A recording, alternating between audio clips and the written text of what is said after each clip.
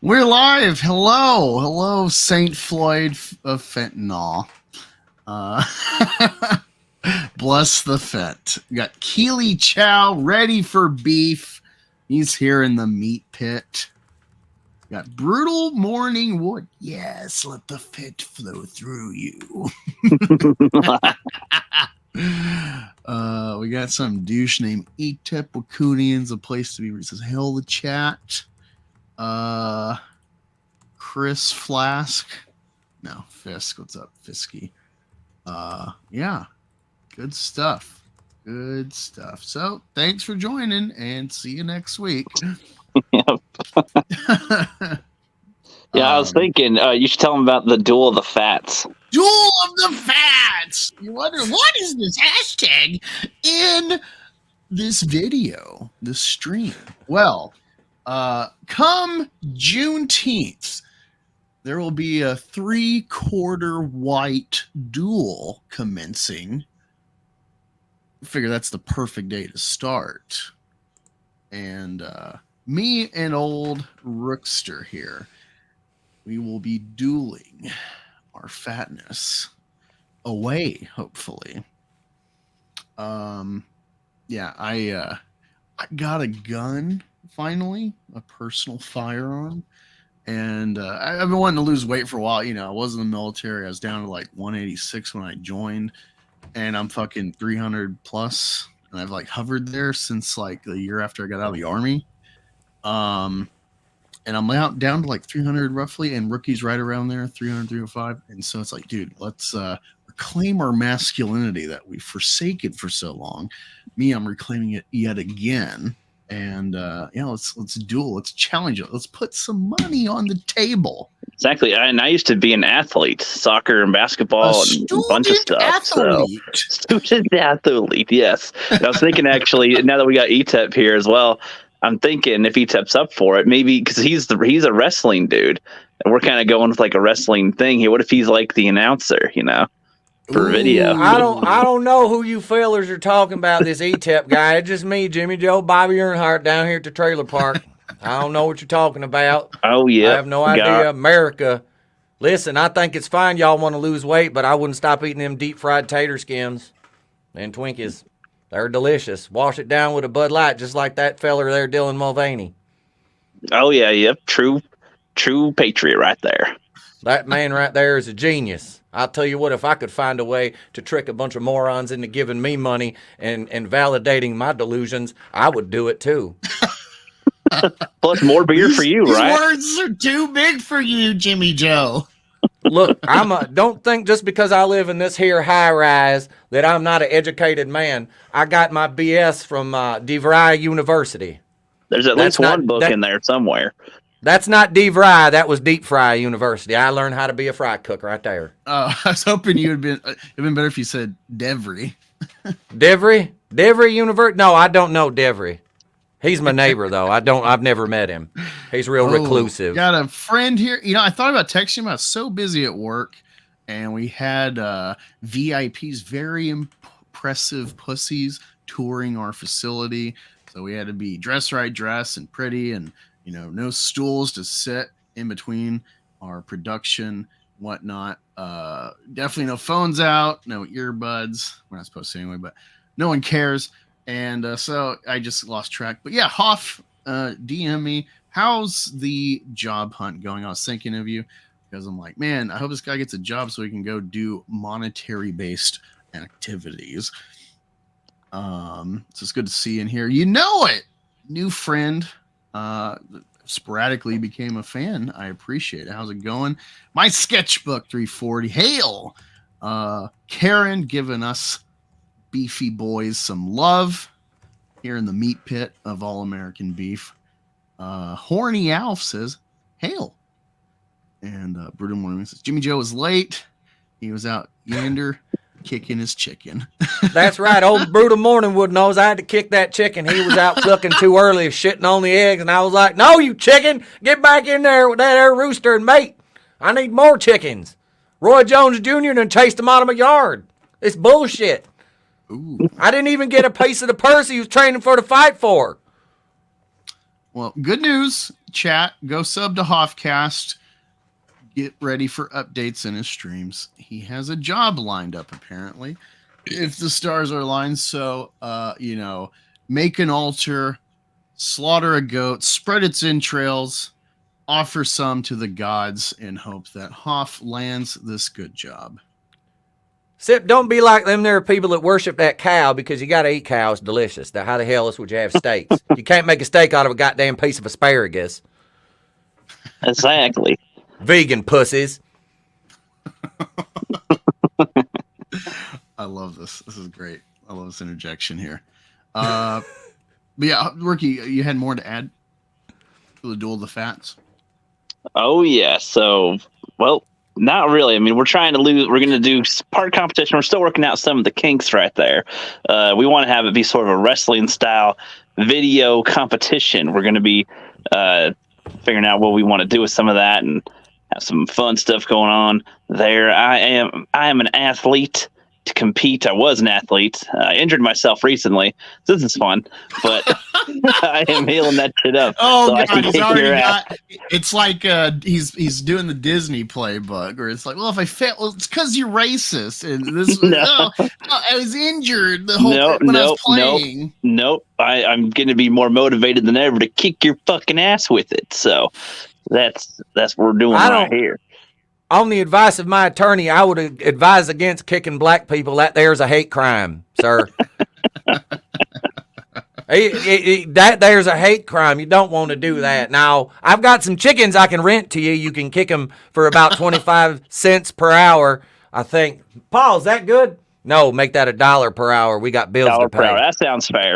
That's inflation is hitting us hard down here. We were going to add another story under, but we had some issues with construction. Our crane made of Lincoln logs collapsed on Ma, and she already only had half a foot due to the sugar. All right, well, at least she lost weight pretty easily herself. So, we cut one of her hocks off and ended up barbecuing it over there with the neighbors. We was trying to meet them and all, but they didn't want to come down for some reason. They said it smelled weird. Was that as good or better than the fried chicken from Roadkill yesterday? No, the possum pie was much better. I found a way to marinate it in such a manner that it takes the gaminess out and adds a certain je ne sais quoi, I believe the French say. Marinated in Mountain Dew? How the hell did you know our secret recipe? God damn it. That is the movie Bob formula for success? Wait, that there Chris Fisk, he's one of them there. Am I allowed to say he's one of them there Jews? One of them brackets. Well, them there the people that apparently run everything, and they're according to the world's financial systems. I think he owes me some money. And I guarantee he keeps it in a bag around his neck. There's gold in there. So he's pretty much elves. No, he's a Jew. Okay. Oh, I am clipping that. That's fucking great. That's a great piece right there. Make America great again, goddammit. Didn't miss a beat on that. That reminds me of that clip from the case on Alex Jones for that $1 billion ruling where they ask him something like, oh, you think this and that? He's like, well, you mean Bill Clinton and Jeffrey Epstein? They're like, whoa, whoa, whoa, whoa, whoa. I don't remember that one. That right there is where most of America gets confused. They think that Barack Obama was the first black president of the United States. They don't even realize first black president was actually a white man named William Jefferson Clinton. How many white men you know named William Jefferson that have an office in Harlem and play the saxophone and have an affinity for big white chicks? Now, look at here. Have a juicy booty. Old Bubba, he got a thing for them thick women there, and I tell you what, we got a few of them around here in the trailer park, but look, it's kind of, they say, they call it chubby chasing, but it ain't really much chasing goes into it. Why, you just lay out you a couple Pop-Tarts and some pizza rolls, and you get over there, and you watch them get a huffing and a puffing, then you just go over and be like, gotcha. But you want to let them get a little bit of a sweat on there, so they get more tired. They aren't going to put up much of a fight once you catch them, so there you go. It's like, that's like greasing up a pig. Mm-hmm. Mm-hmm. Wait. Adds to flavor too. Wookie, what do you mean don't check? Twitter. Did you just share something to me?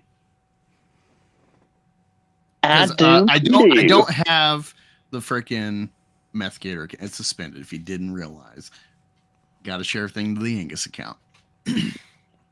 Yep, the meth gator got suspended again.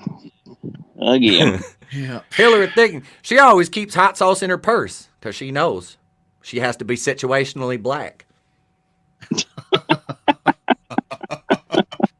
I forgot about that. She and hey, remember, she ain't no ways tired. Not no ways tired, child. Hey, Jimmy Joe, do you have a drink available? I just have some water right now because on account of my liver, but I don't know if it's safe or not. I got it from Flint. Let me be right back and we get me a drink. We got a little thing we do here in the meat pit. Angus, Femboys is trending. That's why. And Skynet, funnily enough. Skynet, that kind of frightens me that's actually trending. One would think you would learn from a movie made in 1984 that's almost come to fruition completely by the year 2023. But apparently, human beings are doomed to be hoisted by their own petard, as it were. Our own hubris will be our downfall. I assume that Skynet was just the internet in the sky. That's what I thought it was. Got to crack this bad boy open. Angus didn't hear a word from that. Anguloid, you listening? Now I am. Can you hear me? Yeah. The reason why I said don't check Twitter is because Femboys is trending. Fuck yeah! Yet again, I love that Elon has not curated Twitter to hide these delicious, trendy topics. I got kicked off of Twitter recently by old Elon Musk, who's the whitest African I have ever seen in my entire life. Frankly, I would question his Africanness, but apparently there's a place in South Africa where the sun don't shine and all the Africans are still non-melanated. They haven't hit the melanation tree yet. So that's where Elon Musk came from, and he makes rockets and stuff. And those are the ones you really got to look out for. They're trickier to spot. Well, you can't see them in the daylight. Oh my God! It's funny for real. Talking about black jokes and whatnot. At work, apparently, there's someone sending harassing tweets to just random people, but they think it's someone in our work, and I have no idea about this. And so I got HR because my name came up in this shit, and I'm like, fuck, I don't deal with y'all fuckers outside of work. And I got HR. I'm like, hey, keep your name out your mouth. I went all Will Smith on him, put my foot down, and where on their neck? Okay, just checking. That would be a knee. That would be a knee if that happens. Okay. But yeah, apparently, found out later. There's the reason I think it's someone on my crew, my time shift, is because they're even bothering this guy that's been there for 2 days. And apparently they're calling them moon crickets. Have you ever heard of this insult for black people? Moon crickets? Nope. I applaud the creativity. I love it. Moon crickets. Crickets. What the hell is that even supposed to mean? Them old moon crickets are out again. You hear them. Just like a werewolf, but with a cricket or something. Moon crickets. I'm totally breaking character here, but I have no idea what that is. Felinated lives matter. Oh, that's good. 1350. Just remember that. But Jimmy Joe, Etep, rookie, if you want to turn on your cameras, it's that time to really kick off this show. All right, get ready. Get your drinks ready. Fucking turn off the break. Damn it, my fucking mouse. There we go. Here we go. 3, 2, 1. The Horn of Ceremony. That's right. You get a sip of that. Right now, I am drinking from Alexandria Bay, New York, imported down here to Ohio. Cocoa Island. It's a chocolate accented red wine. It's amazing. And now that we got our swigs in, This concludes the Horn of Ceremony. thank you, Chris Fisk, for that recording. I love this stupid little ceremony we do here in the meat pit of All American Beef. I drink a 2-liter Pepsi. Yay. And that is why I will be the victor come Juneteenth into August. Just build up the cockiness so I can shove it down your throat when I win. Twice the That's fat, what twice I heard the that fat, coming double from the fall. I heard that coming from my sister's bedroom. Odd thing was, my other brother was in there the other night. That was kind of weird. I figured they was just in there playing Nintendo Wii or something. It's family night. Illegal Mexicans are called border crickets. Can you verify this, Jimmy Joe? I can indeed verify that. They make a bunch of weird noises and we just snap our legs. They call it the crippled crickets. They don't even get them little parking stickers neither. You know, although I did pull up in front of Home Depot the other day and need a bunch of them to clean the trailer over here, so I got about 8 for $1. It was great. Then I threw them all in the trunk of my car and drove them around for 10 hours. Told them they're in Canada and run. No, They'd that's get America. healthcare. I said they go get true health America. I said, look, you can go up here and meet this nice feller with a bobblehead named Justin Trudeau. He's Fidel Castro's son, and he will give you all the money you ever need and health care. No lies What's up, detected. Monotony? Hey, look. Monotony, if you're free, I'll send you the link if you want to come on. Who's this Monotony feller? He sounds like a nice guy. But really quick, I don't know if you know of this comic. So Tuesdays, if I find someone, I try to host a comic stream, pick the brains of the creator, with Chris Fisk, my co-host, and Jew. I don't know if you've seen this comic. I'm sharing the link for y'all fuckers in the chat. Go back this on Fund My Comic. I was misguided and thought this was like a second campaign, but they've gone fresh and fully funded already. I think in under 10 days on Fund My Comic. Let me share it, and we will show you this. Goddamn mouse! Got to use the clicky thing. Show you this comic before we kick off any discussions. Here we go. Have you seen this, Etep? I haven't seen this one. I looked. It looks kind of. So cool, what's though. crazy is this was like based off of like OWN when they were announcing Little Mermaid race swap, and he had the creator Pixel Trader had this like AI generated mermaid with like a machine gun, and Eric Nideltowski, I can't remember his comic right now, but he did this cover right here. Zoom in for you. He did this. He did a variant cover off of that original AI art post. Looks freaking awesome. Yeah. I have to fund this actually. Go back. I got the digital. You can get this for as little as $10. It should be fulfilling. They said next year, but you got to check out this trailer. You might recognize the music that they covered. This is not a copyright issue, so check this out.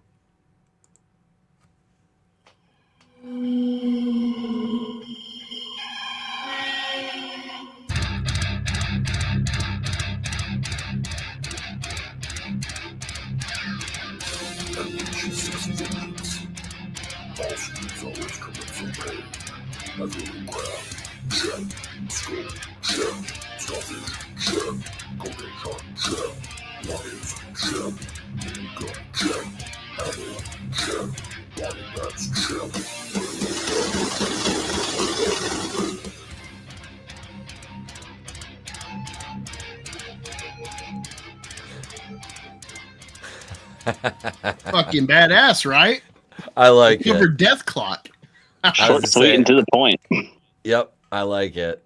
Yeah, Tony said we he's free. invite you to support an insanely brutal yet fun reimagining of Han's Christian Anderson's The Little Mermaid become part of this world. Let me see if they got a pitch. The sanctity of the Mermaid Kingdom was put at risk when a smuggler loses an illicit shipment off the coast of Argentina in the late 50s. He wants his weapons back. She wants war. So that's Little Mermaid on Fun My Con by Pixel Trader. Eric. I can't remember his name right now. But yeah, awesome. They were fun. Go check out that stream we had Tuesday if you want to hear how we picked their brain, me and Chris. And yeah, I got some cool Easter egg stuff for other Disney-based, films that might be coming up. But yeah, so yeah, we got another race swap. Are you excited? Always. I love blackwashing traditionally Danish characters and Polish character. Being as I and it's funny. I'm Russian, Jew, Ukrainian, Polish, and Hungarian is my background. So seeing characters in The Witcher, which is a Polish. Based on Polish folklore, which Poland is still 98% white or something. Seeing those characters be blackwashed is especially amazing, given like I said, Poland's ethnic background, which it wasn't more diverse in the past, which this story is obviously from the past, which is funny. So yeah, I love these, especially at the expense of gingers. That is phenomenal. I was explaining that concept to my son today because we were talking about The Little Mermaid. And I'm like, well, they change a lot of these characters for no reason other than they want to appease a modern audience of people who aren't going to pay to watch the movie in the first place, buddy. And he's probably like, well, they're gingers, so.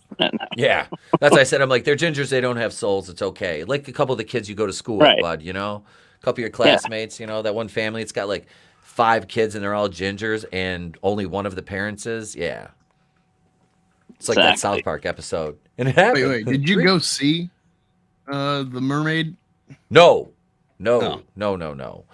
He got a Happy Meal, and that was the toy. It was so we went to my mom's house, and there's a toy bucket there of random toys for my niece to play with. So he just put it in there for her. He's like, I don't want this. I'm like, I don't blame you. It's like, I'm going to donate to charity. To clarify really quick, Brutal Morningwood, that comic, the crab is named Stabastion. They have all these little plays with the words from from the film, because Disney, Ariel is their own character, their own version.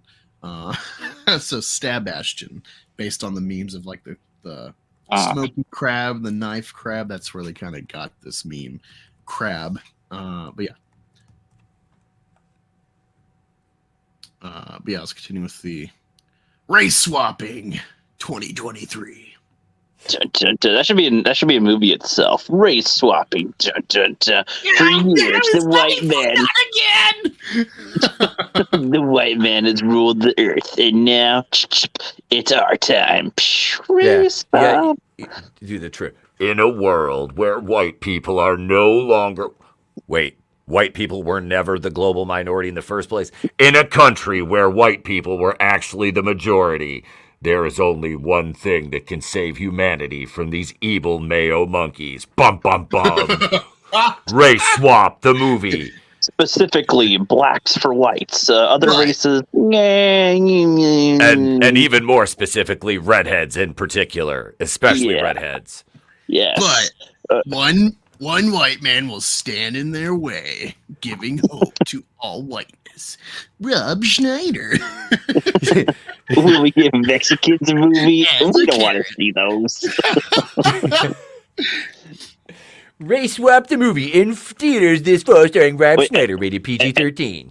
Angus and I thought of a superhero that would be Race Guy or something that has the power to do something, swap races or some shit. I don't remember what it was. We had wait, what? we had white privilege man or something, and then some type of swapping race, the race swapper or something, where he can change shit. I don't remember. I don't know what we were on that night, but it was funny. It's like Mystique, but a white man. Yeah. Which, if you don't know, I was thinking of like the race swapper. The race swapper would be like Rogue or something. Like I'll touch you and then take your race away. They already. There was a thing on Twitter months ago because I did a couple of videos about it, and CBR actually picked it up, and of course they did. Of course they did. Keke Palmer should play Rogue. How about fuck you? Oh, fuck that. Yeah. Bitch has only been in that fucking UFO bullshit with Jordan Peele. Which was... Like Let me guess, the real villain was racism. Well, actually, it was an organic spaceship that shat out quarters, but, you know, nobody's keeping What's score. the difference, really? Nobody's keeping score. The spaceship was racist. It ate black You know people. who's on the quarter? A white man! Boom! And you know who died because of the quarter it shat out? Keith David. Boom! A black man. Racist. Racist aliens right there. Yes. Anyway, what were you going to show us, Angus? I totally, don't even remember what. Shit, I forgot to share the screen. Race swap something. Well, because I'm waiting for Tony to DM the Angus account. You know, shit, I don't think you can copy the link for StreamYard from your DMs. I'm following Tony. I had the same reaction as Papa Cotton. Who the fuck is Keke Palmer? She's just some dumb black bitch. Keke Palmer. You know one, you know all. she's just blah. Sounds like an Asian name though to me. Oh, he sent me a screenshot. There we go. I sent him the link. You turn on. He sent me a screenshot. He was trying to message your MethGator account, and he was like, "You can't send this it says you can't send this person messages." Yeah, that's because your account. You said your account's suspended right now, right? Yeah. Yeah. His account was canceled. In a world where Angus's account gets canceled. Yet again. Again. Dude, you know why it got canceled? So some politician account shared this video of, I'm assuming the politician for the account of she's at some town hall or something, and she's like, trans people are people, trans rights are human, something like that. I saw that. So I commented with the meme of the SS soldiers, like, how compelling. Please face the wall now. He's out of line, but he's right. And then we will take them out to the field, allegedly in Minecraft, and make them look at the flowers, which happen to have a ditch dug in front of them with a lot of dirt piled up behind them, inexplicably. Liebchen. Oh, that's yeah. Good. No, I'm fucking trying to turn on my background light, and I don't know what's up with it. Ooh, there we go. I might have had it plugged in backwards. Yeah, I didn't want to watch Nope, but I did, and I'm not proud of it. It wasn't good. It really was. I went into it objectively, because I have the Peacock streaming service. It's already on there, whatever. I'm like, I'll give it a watch, I had a free afternoon. So like I said, I got high and I watched it, and I'm like, this isn't even good stoned. It wasn't a good movie. The only cool part was where the monkey went ham and fucking murdered everybody in the movie on the TV show set. But they didn't really show much of that. Yeah, well, what's annoying with fucking Peele is Get Out is, for all of its, faults for just being, race baiting with its whole premise, is pretty interesting, because the left's like, "Ooh, Jordan Peele," and then it's like, "Oh wait, he's talking about liberals," and then they fucking dropped it. No one talks about it. Just like the movie Moonlight won the Oscar with all the the shenanigans with La La Land, and no, for real, it won the Oscar. I misread. Whoops. No one talks about Moonlight because it's about the dichotomy at war of black people and gay people, which no one's talking about. Minorities don't actually get along. Dude, and us is fucking weird with that movie. I didn't like it. It was fucking I liked weird. it. I own it. I didn't care for it. Seen it once. I appreciate, like, I don't quite understand what he's going for, but it was just like, there's something there where it's like, I don't even get it, but I appreciate it. Does that make sense? It's not like groundbreaking, but I'm just like, this was different. This is, and like when you want to, like you're so fucking paranoid about the racisms, even though you're fucking Barack Obama, you're half white. I appreciate like wacky takes like that, but unfortunately, wokeness has lost its restraint. A film like Nightcrawler is anti-capitalist, and it's amazing. Django Unchained is like a super BLM movie, before BLM really took off or anything. But it's all about perspective from a character's viewpoint. It's not preaching at me. And that's the nuance that they lose is perspective. And you can slip whatever agenda you want to offer political theory in perspective. And it's not like, the people that you're maybe condemning or questioning their authority. It's not so like white people love fucking Django Unchained. Besides maybe the N-word makes them feel guilty or something. It's an amazing film. No one feels directly like attacked by that, and unfortunately people with the right, if they make counter products, they fall in the same trope of like, we're just going to make a movie that's all about our platform. And it's like fucking cringe. To me, it's more cringe from the right because it's like, this is what we're fighting. So when you get to that level, it's like, better. You're actually worse than the mind virus of the wokesters. You don't want to be, never go full Ben Shapiro. I was going to say that's the Daily Wire, man, because they try to set narratives and shit and do the same thing the mainstream we're going to media fight does. Woke pronoun chocolate with pronoun chocolate. Yeah. Take that, woke mob. Yeah. And like just on the news side, they really do. They try to set narratives and shit, and they pull the same tactics as the MSN, but just from their point of view, from their worldview. And it's like whatever happened to just telling people what happened and letting them decide for themselves, Well, I like this comment by Papa Con, goes right in line with what we're talking about. It says, I'll admit that the blackwashing of ginger characters is a little alarming, but grown men getting angry with Little Mermaid is weird.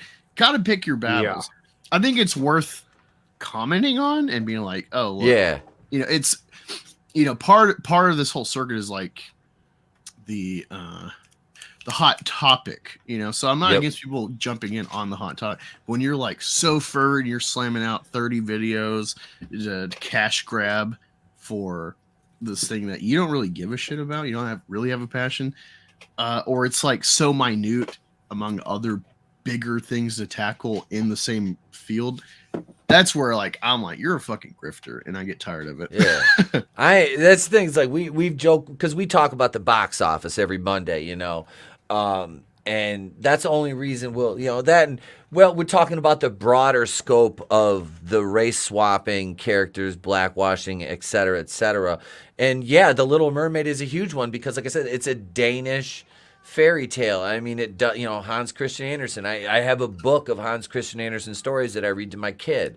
It's and it's just you're fundamentally changing original stories that are, these are from a region. You don't see me going into like, I don't know, like Ugandan folklore and finding a character and being like, well, what would be much better if we actually made this story more diverse and inclusive and added some white people and some Asians in here.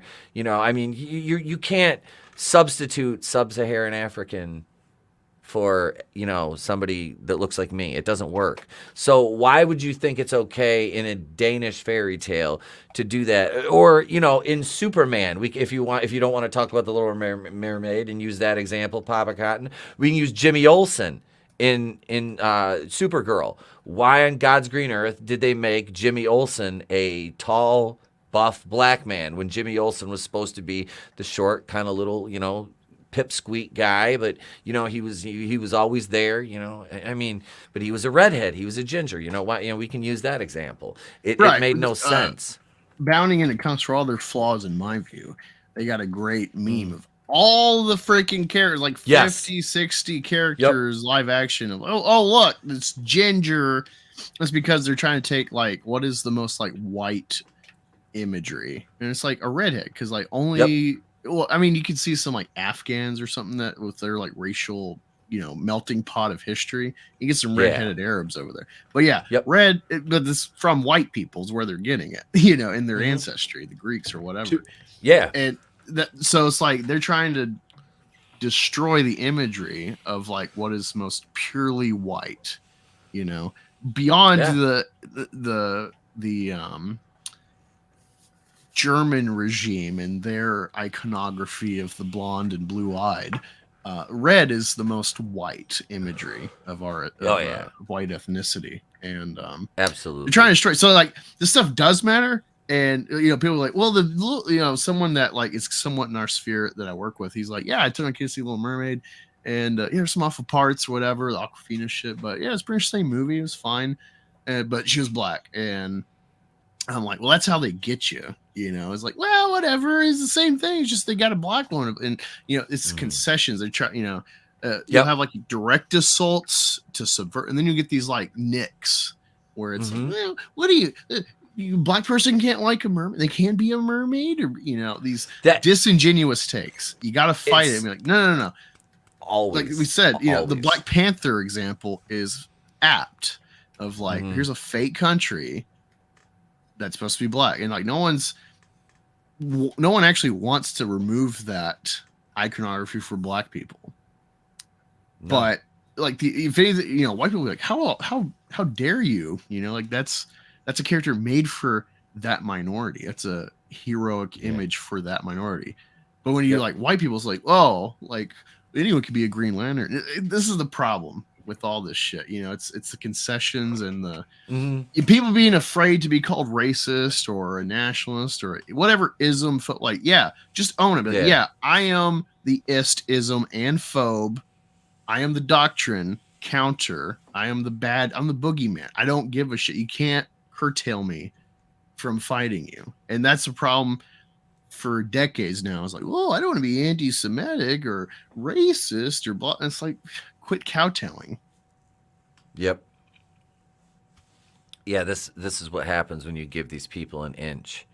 They will take everything, and but they're Marxists. They're cultural Marxists, and that's all they know how to do is deconstruct things.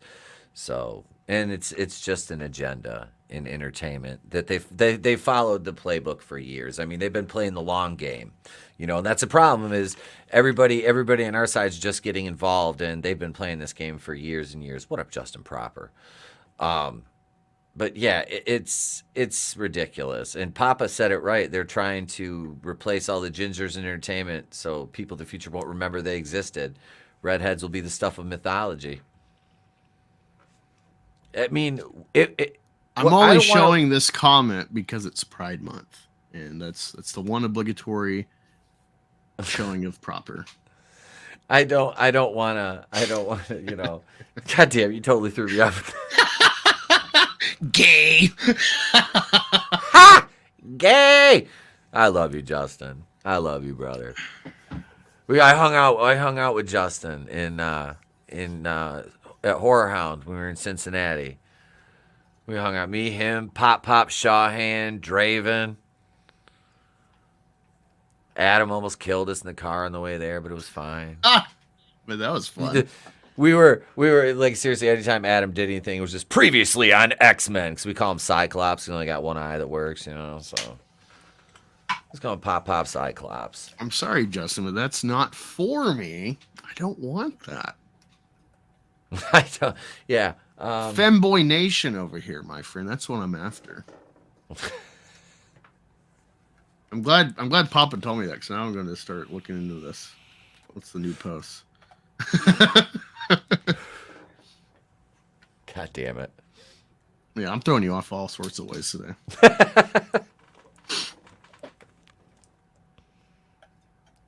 Unsolicited photos. I probably can. Oh God. I could probably do that. Please don't.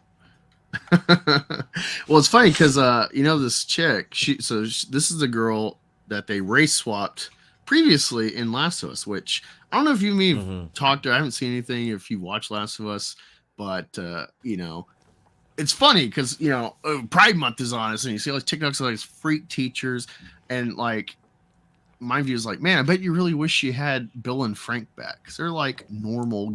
They're normal people. They're just gay, Yep. But you had to be outraged about that, And it's like, if you're triggered by that such a mild take, then no one's gonna restrain themselves and just go full bore with Dylan Mulvaney and company. I saw one. I watched the very first episode of The Last of Us, and I never played the game or anything because admittedly I wasn't much of like a modern era gamer. I'm not, but I never, like I said, I didn't know no interest in The Last of Us whatsoever.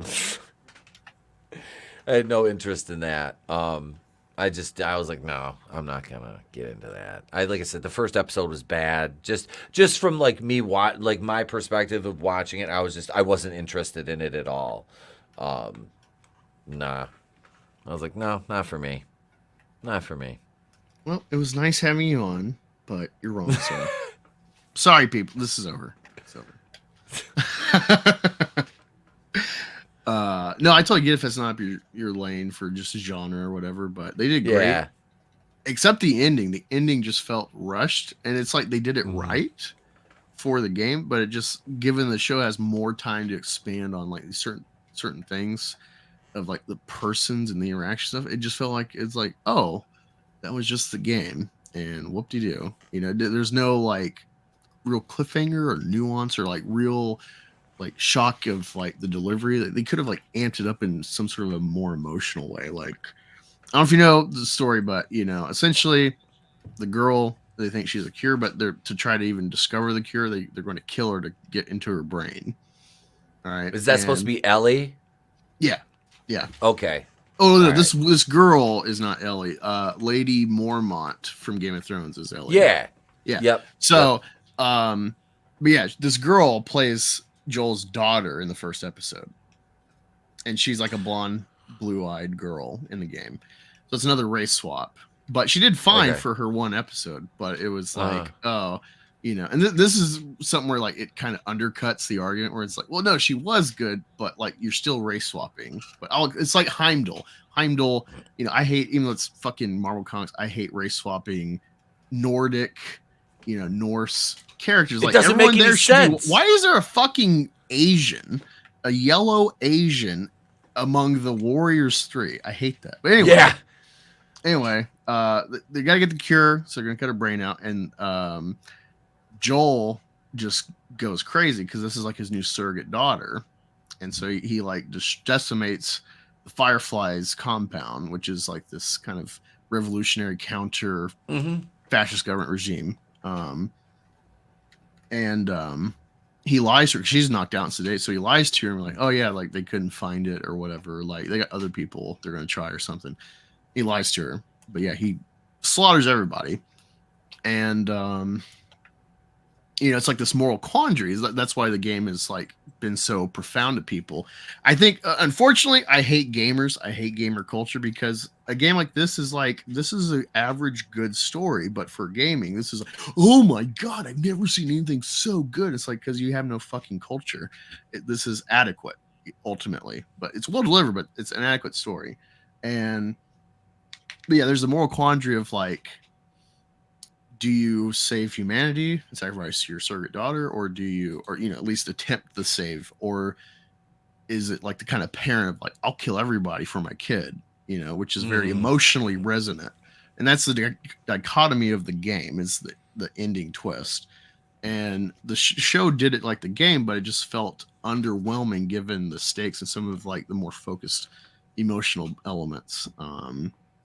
Yeah, it was a weird show because like a lot of people in our sphere are like, this sucks, it's woke, blah blah blah, and then or no zombies, and it's like, go watch Walking Dead if you just want an onslaught of stupid fucking zombies. but it yeah, they did well in my opinion, except the ending. The ending was just like, okay, I knew what to expect, and it was just, Yeah. See, I'm not much of a Pedro Pascal guy either. I totally get that, but he did great for the role. That's one thing, like, I can say objectively, like, blackface that twink. Yeah, I forgot. Yeah, because his daughter got shot when they were walking after their car accident, right? And him and his brother split up or something. Yeah. In the first episode. Yeah, she gets shot. Yeah. Yeah. No, it's a great sequence, and it's like, oh, fuck. They did it just like the game. It's great either way. But, yeah, great show. It was like an adequate ending. Adaptation is just like, they would go for more of a punch. Now, did they when he was killing the fireflies and stuff like that in the show, because like I said, I never watched past the first one, did they get into the part, did they like allude or have him kill off, what was it, Abby's dad? Because that's inevitably what leads to him dying, is he killed that Jack chick. The doctor, dad. Yeah, that's like the twist for the next one of the game. doctors. The doctor he killed was her dad. And so I've watched a lot of videos pro and con about the second game, and I totally get some of like the sell of the game versus what you got. I get that argument, but the story, I'm actually excited to like finish Last of Us so I can play the second game and then really invest into it, because I like the world, I like the survival stuff, and I like the idea that people say is like a tried and true trope, or I'm tired. And it's like, I love it. The like people are the real monsters in these scenarios. And it's like, I totally believe if you decimate society, bring us back to like the fall of Rome. Yeah, people are fucking monsters. It would be a Mad Max hellscape within like a year. Exactly. You know, we eat each other. Fuck yeah. And yeah, so I think, you know, it's a trope because it's like, it reflects a reality. And I gotta, you know, if you're talking about Game of Thrones versus Lord of the Rings, I buy in totally the Game of Thrones perspective and nuance of like gray versus black and white. And so that's how I view the world. And so I like shit like that there's really no right answer. It's, you know, it's like, do you owe humanity? And it's funny because people think Joel's a hero, and it's like, he's just a guy making his way. He's not really a hero or a villain. He does villainous stuff and heroic stuff. And the end of the game is a perspective. And as a parent, I totally agree. But as like, you know, I think the argument is like, do you owe humanity this girl to try to save people, you know? And that's profound. But then the same people that like buy into that and think Joel's a hero for not sacrificing her for a crapshoot to get a cure, think that like, oh, why is there gay people in the apocalypse? And it's like, wait, so gay people owe you procreativity? I thought we were libertarian and, you know, my body, my choice and autonomy. But then, the gays, well, they should just be straight or they should die out. And it's like, well, clearly gay is not a fucking choice at that point. Like, No. Well, you know what? It's I'm 45. It's been a good run. I'll be straight now. It's like, that doesn't work that way. That's silly. Yeah, maybe it's a like, you know, a narrative long shot to even have someone like Bill and Frank come across each other, especially in the way they did in the show. But I mean, it's a nice little glimmer of hope for just humanity in a very bleak story. It's a nice little moment of brevity overall. So I don't know. I get annoyed with some of like what I see as hypocrisy, and clearly Tony sees it too in our sphere of conservatism. Oh yeah. I've become very anti-democracy because it's like, I thought about making a poster. It's like, you see how much the leftist covets democracy, you know, mob rule. It's like righteous men should feel the very opposite. And so I'm kind of at this point where I'm questioning all these things I've believed in. I just wish everyone would mind their own fucking business and life would be like, you know, like, even not to get too heavy, but even the abortion issue, I see how people are very much against that and very much for that. But at the end of the day, if you see what someone's living, if someone's living in what you perceive to be sin, it's still not on you to fucking jump in their light. At the end of the day, you can only let them make their mistakes, and they'll have to fucking answer for it one day or they won't. But do what you're doing, and stop getting involved in everyone else's shit. Very rarely should we be getting involved in someone's shit. If you've got a loved one who's strung out on some substance and you want to help them or have an intervention or something, you can let them know. But at the end of the day, they have to want to help themselves for anything to ever get done. And you can put all your energy into that and just end up dragging yourself down trying to help them if they don't want the help. So, yeah, I wish people would just mind their own business. Yeah, I just want to say, Tony, it's been way too long for us getting together again. Hell yeah. It's always refreshing hearing your perspective. Even if I'm like, I don't know. Oh man, I love it. We need more of this. Hell yeah. Etep, I forgot to ask you, how's the remonetization path coming along? I have all my content that I need cleaned up, which was just shorts. I had to delete those, and I am applying tomorrow for remonetization. Ooh. And yeah, I had everyone in the chat go watch some more Etep just so it kind of boosts. So like, well, look, there's an appeal. Let's give them the money. And speaking of which, tomorrow we have she's got. Well, I'm waiting to hear back from her to confirm. But she was in the chat today. I streamed over in her Nerdette's newsstand. She'll be coming on tomorrow morning. If she's debate? Available. No, happening? No, not at all. We are on we are on very good terms. We do have some points we disagree on, and that's absolutely fine. We still are. She's been great. So she might come on tomorrow morning for the morning show for about an hour and a half. So, yeah, cool. Quick plug for the show tomorrow morning. Yeah, go watch Etep tomorrow for his morning show, Nerdette. Yeah. Is there like a topic in mind or? No, just open my morning show. We'll have a topic or two here and there as I kick something under the desk, but no, usually it's just kind of we just let the conversation kind of just flow and go from there. Like the night shows we script out, the morning shows just whatever. Like I said, if I might have a couple topics because I'm having a guest on. But nothing in particular as of right now. No, I'll just kind of wait to see what happens in the news cycle the rest of the night into the morning. And being as tomorrow's Friday, and this is the only thing that kind of bothers me about streaming so early. I wish it was like I could do it about 5 in the afternoon, but that's Vinny's time slot, because you get a lot of those announcements and garbage out of Hollywood that they want to try to hide. So they drop the news on like Friday between like 3 and 5 p.m. You know what I mean? So they think everybody will forget about it over the weekend. Stuff like that kind of sneaks through. But no, it'll be a fun stream tomorrow morning. Sweet. So I just got to reply this freaking. No, you're fine. Tony was on with me this morning, and Draven and Pop Cyclops came on, and then yeah, it was fun. We literally, I was like 15 minutes late for work because I couldn't.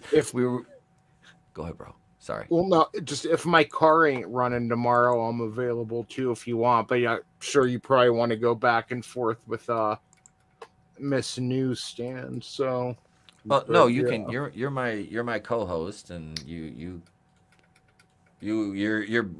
come on if you're available. Absolutely, Yeah. Hell yeah! Thank you, bro. Absolutely, man. No, you're welcome, man. I love you, dude. You've been on the show for over it's been over 3 years now, Tony. Yeah. You've been on this show since 2020. January of 2020, Tony joined the show. It's like we've been at this a minute. Yeah. Yeah. Angus, I've told Etep before, like back in the day when you and I first met in World Class and stuff, and you'd try to get me to jump on the stream, and I just wouldn't. I'm like, no, man, nobody cares what I have to say. Yeah, but Etep Wakanda-land. Yeah. We see how that is. I'm trans non-binary CEO Bob Chapek. One of my favorite videos. That and his fucking He-Man Christmas review. Like, I've watched that video like a dozen fucking times. His He-Man and She-Ra review he did. That is honestly one of the funniest goddamn... And I'm not just saying this because he's my boy, but no. That is one of the funniest goddamn videos I have ever seen.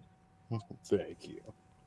You're welcome. Dude, I remember that. It was like Christmas Day I recorded that. Like, how sad is that? Everyone's with their families and opening presents, and I'm sitting in front of Fillmore making He-Man magic. The Bob Iger cloud. This is a total segue, but you ugly fucking this shit bug was looking ass bitch. You You bug looking ass bitch. You ugly fucking bug looking ass bitch. You fucking dinosaur. What the fuck, bitch? Why you built like that, you ugly bitch? What the fuck is that? What the fuck is that? Oh my god! It has a dick dressed as a bitch! What the fuck?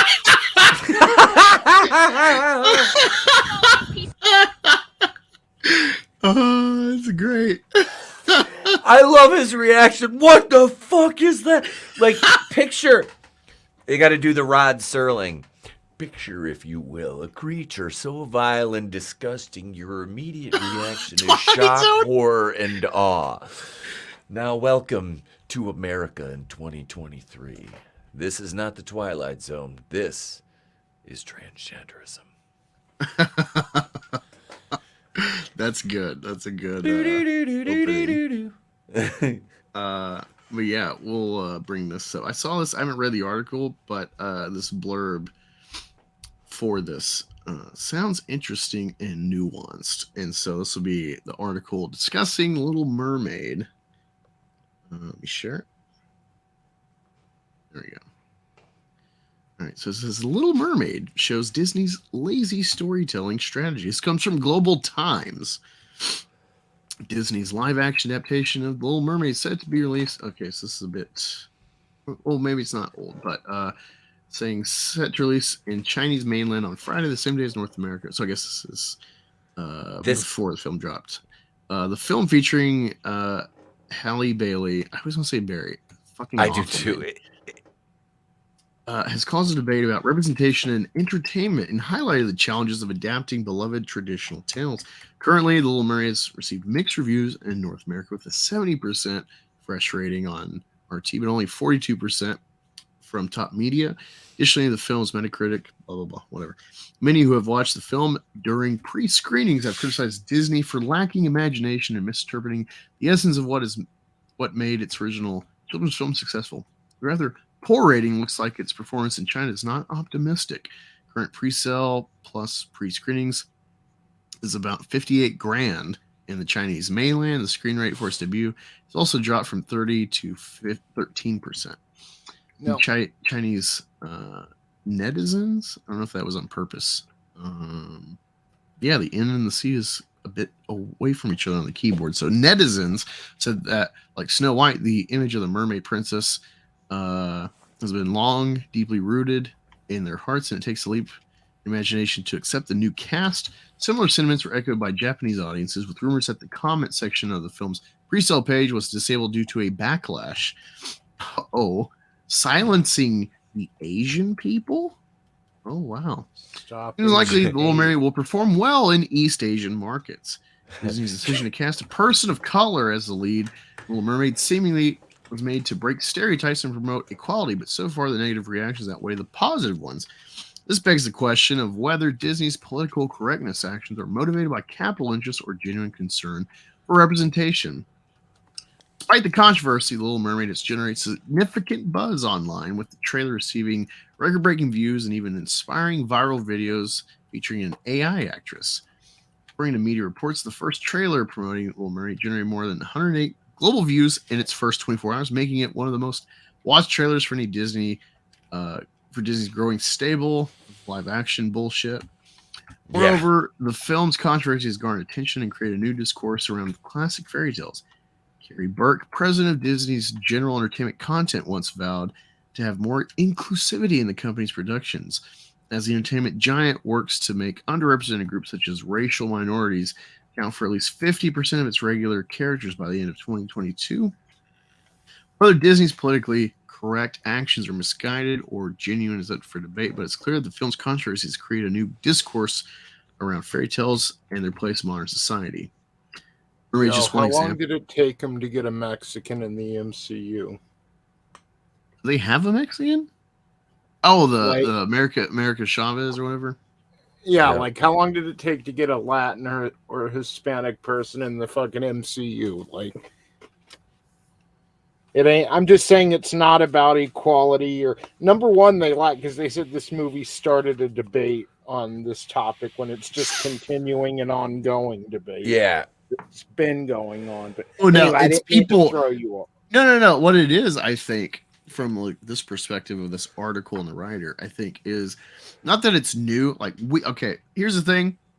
Us on YouTube and Twitter, we're like the 5%, talking about like total left and right. We're the extreme poles that are we're in on these conversations. The normies, they'll be like, oh, man, I'm noticing how like mixed couples on commercials. Like it's just now kind of, we've been here since Trump and before if you're here before Star Wars and Ghostbusters. So like this has been going on for like 10 years now of like pop culture debate. Yeah. But the normies, the average citizen, they're still blind to it. It's just now kind of now the water's starting to boil. And like, is it warm in here? You know? So I think the perspective is they've just been coasting and now they're like, wow, okay, I'm all for this, but fuck, it's like I can't get away from this in any direction, you know, and they're starting to realize it. That's how I'm reading this article. Well, it's funny too because Chris and I were talking about this. He's like talking about like looking in like on Twitter and seeing like black people talk on Twitter about how they're tired of seeing like the advertising in marketing firms would have you believe that no two black people ever get together in a couple anymore. Every couple is interracial on commercials. Like there's a very high percentage, and I'm not saying it's a problem. I'm not. But what I'm saying is it's noticeable. And when you see like I've seen on different Facebook threads that are basically like all black people that get shared in groups, and they're talking about like, and that was one of the conversations that was being had was they were talking about advertisements. Somebody posted an advertisement like, and the fucking caption was, do they not think we actually get together anymore? And that was the thread. Tarantino said this 30 years ago for a Spike Lee movie in an interview. He's like, oh yeah, like it was interesting, like so many black people are like, we don't see black people kissing or whatever in film, and whatever Spike Lee movie did at the time was like the first one in years to like show that or at least in the like mainstream to any degree. And so yeah, this has been going on for years, this perspective. Yeah, it's not a new. That's not a new thing. Sorry, Tony. Go ahead, bro. No, it's just like the word extremist gets thrown around a lot. And, you know, it usually comes from people that are projecting, and that's one thing with Hollywood too. They're very, like our government, they're very extreme. Like they have that South Park where Cartman was like, "No, you guys belong together," and like that black girl and Kyle liked each other, but he was trying to hook her up with Token because they had to be together because they were black. And he was that recently. Yeah, that's what Hollywood used to do. It's like you'd turn on 90210 or whatever teen show, and it'd always be the two black kids together, you know, and then it'd be everyone else over here, and they're extremists. It's either, okay, well, all races have to be paired up with each other at all times, or no races are paired up with each other. They can never find that happy medium, you know? I would prefer the former. Yeah, well, I'm just saying they're two ends of the spectrum here, but they can't find that balance, you know, because they are extremists. It's either this extreme or that extreme. But put two Asians in an ADT commercial and... It's a deadly sin these days. How dare you? You have dishonored our family and other people. You will not do that again. That's what I was saying. Right? Yeah, it's social engineering. Like Yes. people are noticing like just the outright like here's a fat bitch on an Adidas like sportswear ad, stuff like that where it's like so obvious, but it's like I think to a degree it's where it's like they do an extreme, and then it's like okay, well actually like 180-pound woman isn't so bad, and I'm kind of in that camp depending how you're built. But generally it's like, no, I want like more of the model build than these woke models today, So I think there's some social engineering, and that's why I think it's a problem with all these fucking mixed couples in every fucking commercial. It's almost always a black guy with a white woman. That's another stereotype. Yeah. But yeah, you don't see me white guys with sisters in those commercials. That don't happen. Dude, like black guys don't want sisters, so why would a white guy like? Yeah, right. Jesus Christ, fuck that. God, yeah, like dude, no, for real. Like I was in my boot camp. We had my platoon had a black female drill sergeant. She's the fucking worst. She's cute, but fuck that. No fucking way. Like they're the worst because like the woman, super chip on their shoulder, because women intrinsically know like I shouldn't be in the fucking army. Drilling students to be soldiers to kill. It's just we know it's a charade. And then on top of it, black. So then you got the black chip on the shoulder of like, oh, you don't like this because I'm black. Like that's intrinsic. And so fuck that. Dude, one of my boys, he was he did I think 12 years in the army. He was like 3-4 tours in Afghanistan and Iraq. He's Swede. He's a Swede, right? Blonde hair, blue eyes, big rosy fucking cheeks. I always called him a big ass Gerber baby. Dude looked like a fucking cherub, right? But he's a big motherfucker. Like he's like 6'3", like 250. Like he's a big boy. Well, he's in the army, right? When he was in, all he dated were black girls. Like that was sounds like Hofcast. And then he got married. He married a white chick who was a lawyer. I'm like, see, he must, I guarantee you, right. Couple of his brothers in the squad were probably like, hey man, they're leaning in on him, going like, hey, look, you just had a little jungle fever. Yeah, to get the cure. Needed more cowbell. There's only one cure, and it's cowbell. No, but it's funny because when I used to be married, I noticed this back in like 2017, 2016. This is before I got on YouTube and started following people talking about any of this stuff. I'm like, Jesus Christ, there's a lot of fucking race mixing in this shit, And this is 2016. No one was really talking about this. No, or if you did, you're the extreme. Oh, what are you, racist?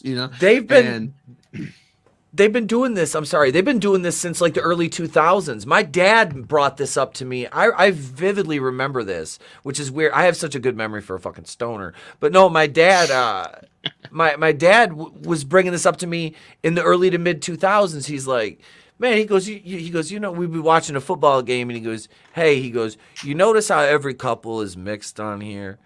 And I'm like, yeah. Now my dad doesn't hide shit. Like he'll say it, and he's like, he's like, I don't give a shit. But he goes, it's just like, there's like it's been like, it's slowly like changing every commercial. And now, and like I said, man, I don't give a shit. You're an adult, and two consenting adults. If you love each other, I don't give a fuck if you're two men, two women, a plant, a fucking tree, whatever. As long as somebody says yes, the other person says yes, you do. That's what being a libertarian is to me. I don't give a fuck, but just don't push your shit on anybody else. You know what I mean? I mean, if you want to push somebody's shit in, look, and they're cool with it, that's fine.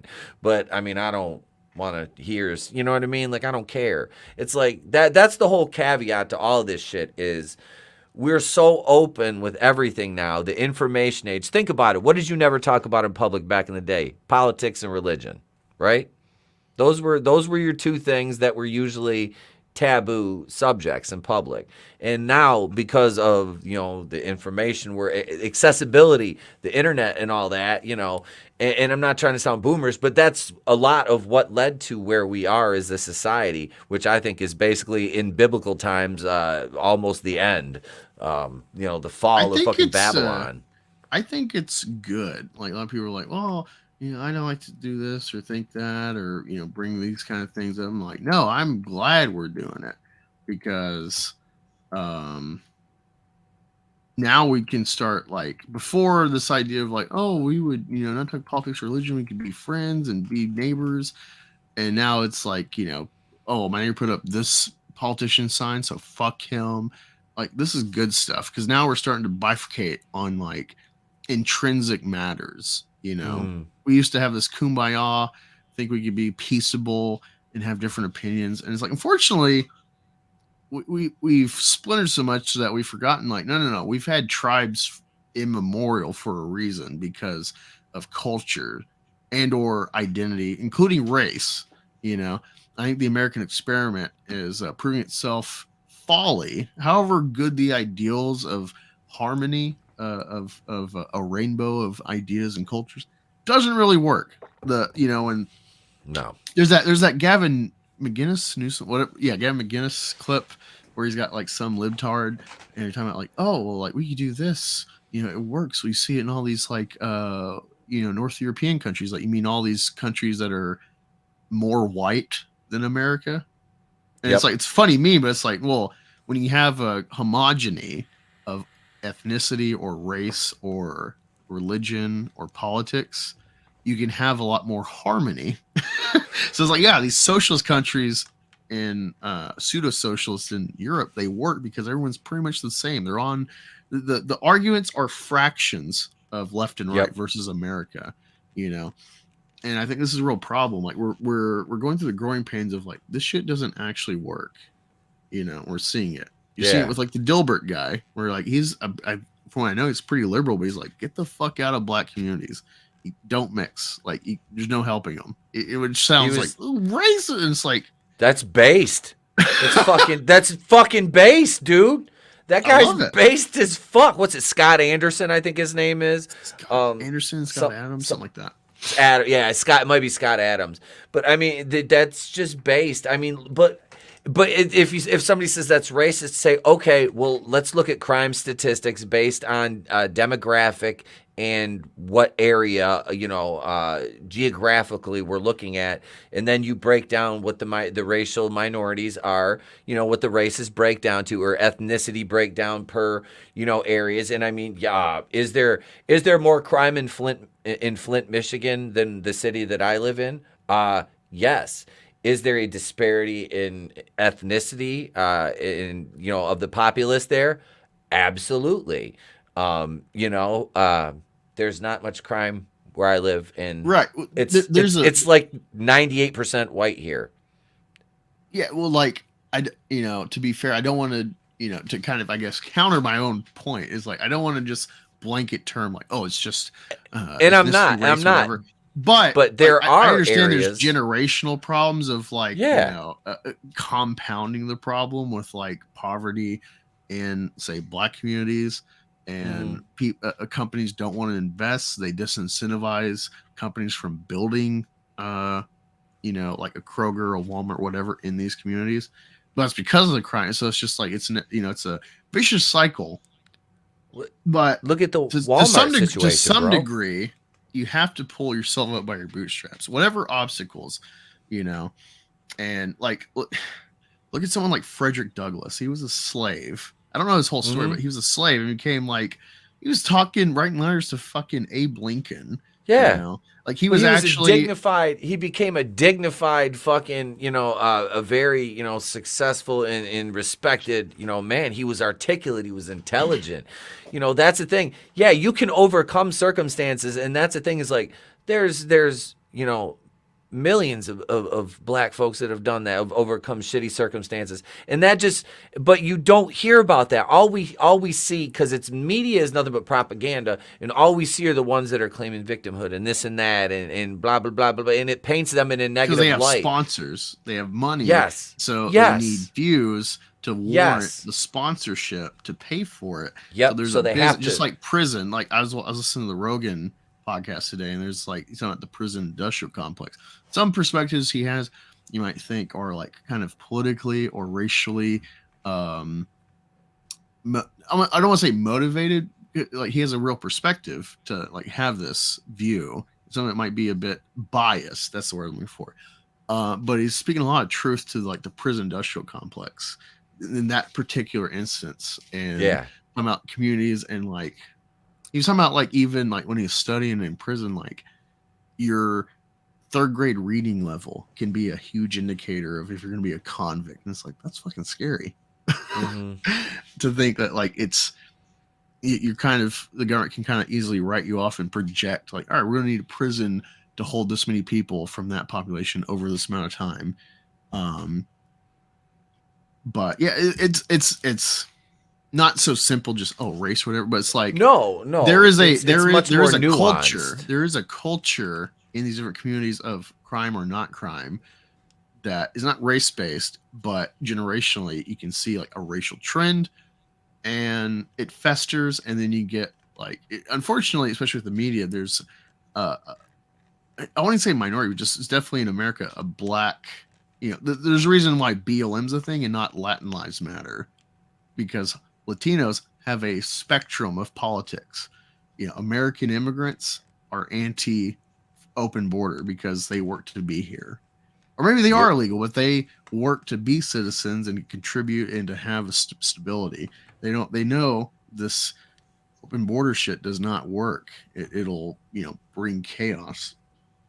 But in black community, ever since Johnson and the Great Society, and then Nixon after with the war on drugs for 20 plus years, these have been ways to keep this specific minority in the pocket of the Democrats, and then you have this absolutely this perspective culturally imbued for generations. And so that's a factor too of like, all right, you have a kind of race specific indoctrination to keep them in their place. Like, it's crazy that like America was built where it's like, all right, we're going to stop importing slaves in 1800. Like the Constitution, the government was built to like phase out slavery, the founding fathers knew that you can't just stop it like that. And that was a huge blunder of the Civil War to like actually fight about that in any way. But yeah, like we as a country included slaves, 3/5 law for the gerrymandering districts and stuff. And so it's crazy to think like you have this giant population of slaves and their children for generations, and then Mexicans in like under 100 years supersede them as a minority for voting, the pandering. And it's because the targeting of Democrat policies, keeping them in their pocket with welfare and stuff.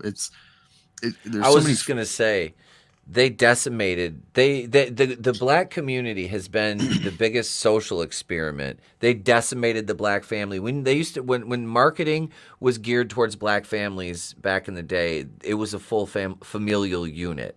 It was a full nuclear family, a full black family. Then they removed the father. Then the family becomes dependent on the big daddy government. And Lyndon Baines Johnson, who was a disgusting piece of shit, said, what did he say? Well, you know what he said famously, the line, "I'll have them voting Democrat for the next 100 years." And he did. This is a Democratic president who said this, and that's just, I'm sorry, the party that always touts they're not what they say we are is what they are, because it's all projection. And they have absolutely decimated the black family, the black community, made them dependent on the government.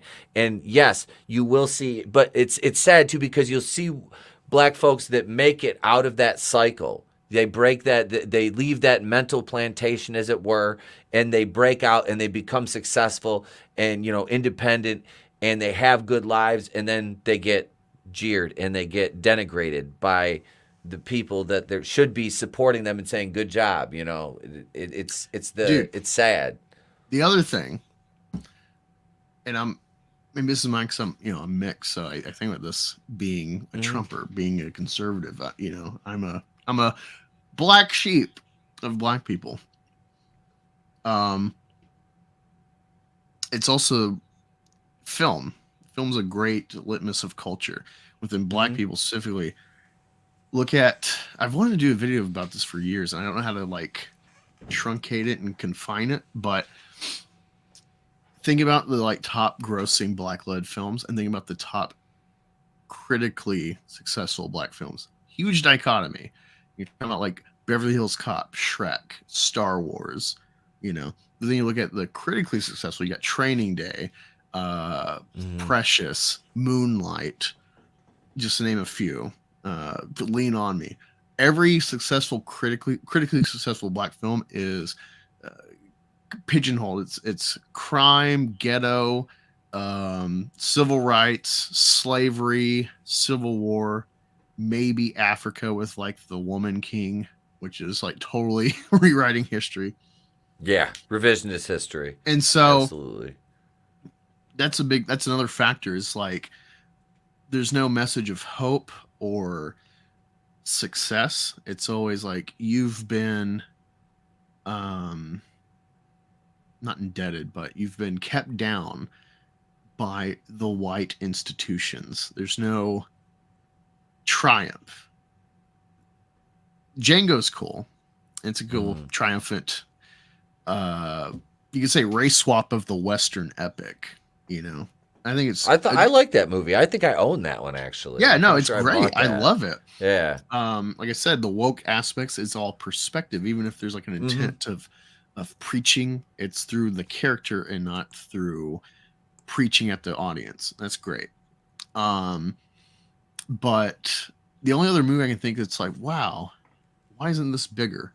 Dolomite Is My Name, Eddie Murphy, based on a true story of this like underground comedian, adult comedian, and it's like I watched it and it's like fuck, a lot of people should watch shit like this. This is uplifting. Like look at this, all the obstacles this guy went through to even get this making money underground before he had any sort of mainstream success, and he's kind of like one of many building blocks for successful.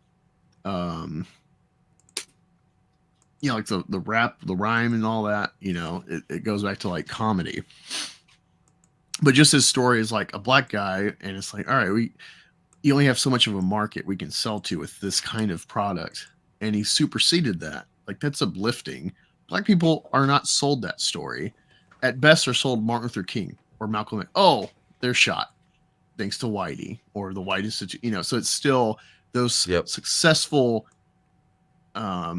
figures in history are still I can't even think of the word right now, but they're still just tragedies for Black people to be sold. Yeah. Obama, maybe, regardless of how you feel about him, that's probably the one success that is kind of to some degree in the mind of the public consciousness. Yeah. I mean, he was the first Black president. Yeah, that is. I mean, that's a milestone for. It is. You can't. That's one thing you can't say it's not. Chappelle's probably another good uplifting story. Like, wow, what a great. He's like, it's kind of funny because it's like just he's been gone for like 20 years, then boom, he does a couple specials, and it's like this is the king of comedy, and it's like, I guess so. Despite his kind of lack of like generational reach outside of like his show for a couple of years, but the integrity of the guy would be like 50 million to undercut my own style. I think I'll pass. Like that's, and now look where he's at. It's been worth it, but they have to take him down because he's an anti-Semite or he's transphobic. So I think subconsciously that's part of like the Johnson initiative of undercutting successful figures and stories. Because if you see someone like if they really push someone like Thomas Sowell or Clarence Thomas as figures of inspiration, this leads people off the plantation. They don't want that. No, they don't. And look what they're trying to do to Clarence Thomas right now. They could always distort it like Malcolm X. Yeah. What do you mean? Like he was the two you named are more conservative, Thomas Sowell and Clarence Thomas, but Malcolm X used to warn black people about the American lefty.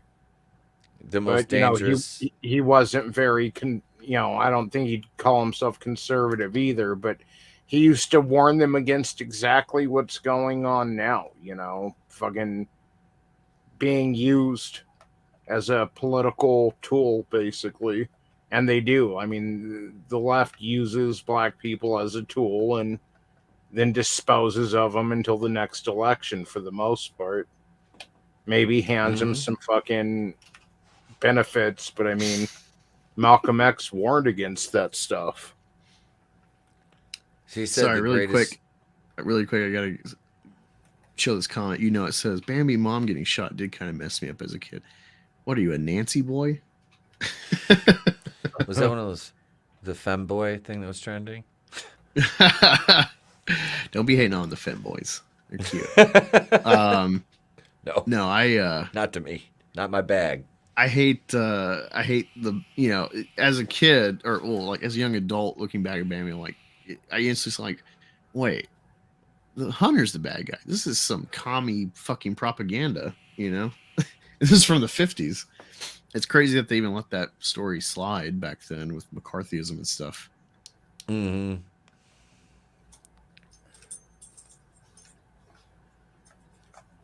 The Red Scare. Like, well, wasn't scary enough.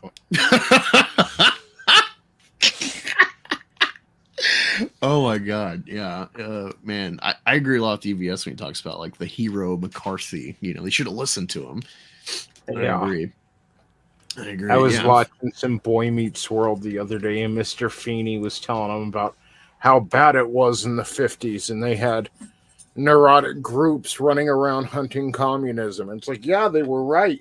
Like, they should have fucking done more. Like, Yeah, I talk about this a lot with people about how like fuck, I lost my train of thought. It'll come back. It'll come back. They obviously didn't root all the bastards out, or we wouldn't be dealing with this bullshit now. Because they've been entrenched in among us since then. Really. Yeah. Yeah. It's yeah.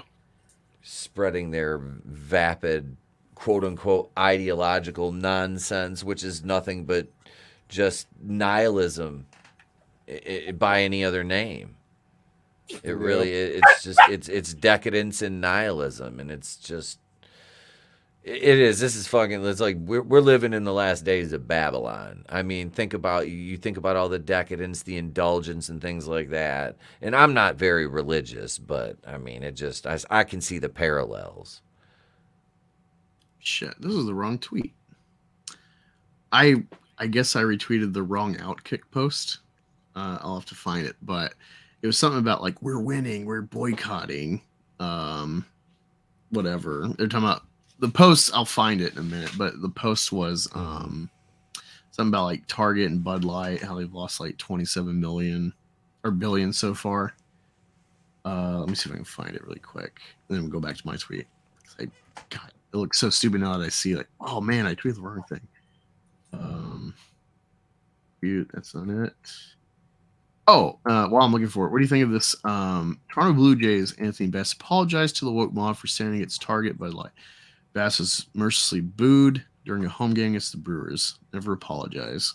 Yeah, what a cuck. He should be fucking booed for that. He bends the knee. Dude, you're a professional athlete. Be a fucking man. These cowards are not willing to stand by their beliefs. Yep.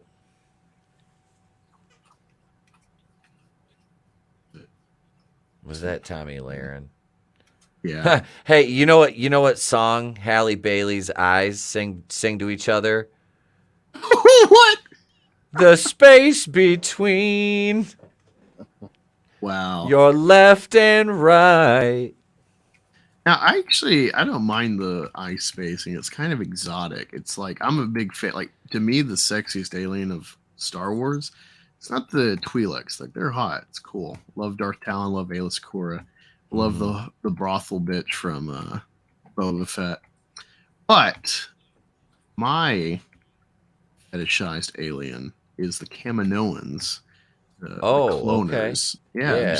You will see how like I think Lama Su is the male. I can't remember what the female's name is. It's like guiding Obi-Wan, but just like the way they sway, it's like fuck. I would love to climb that mountain.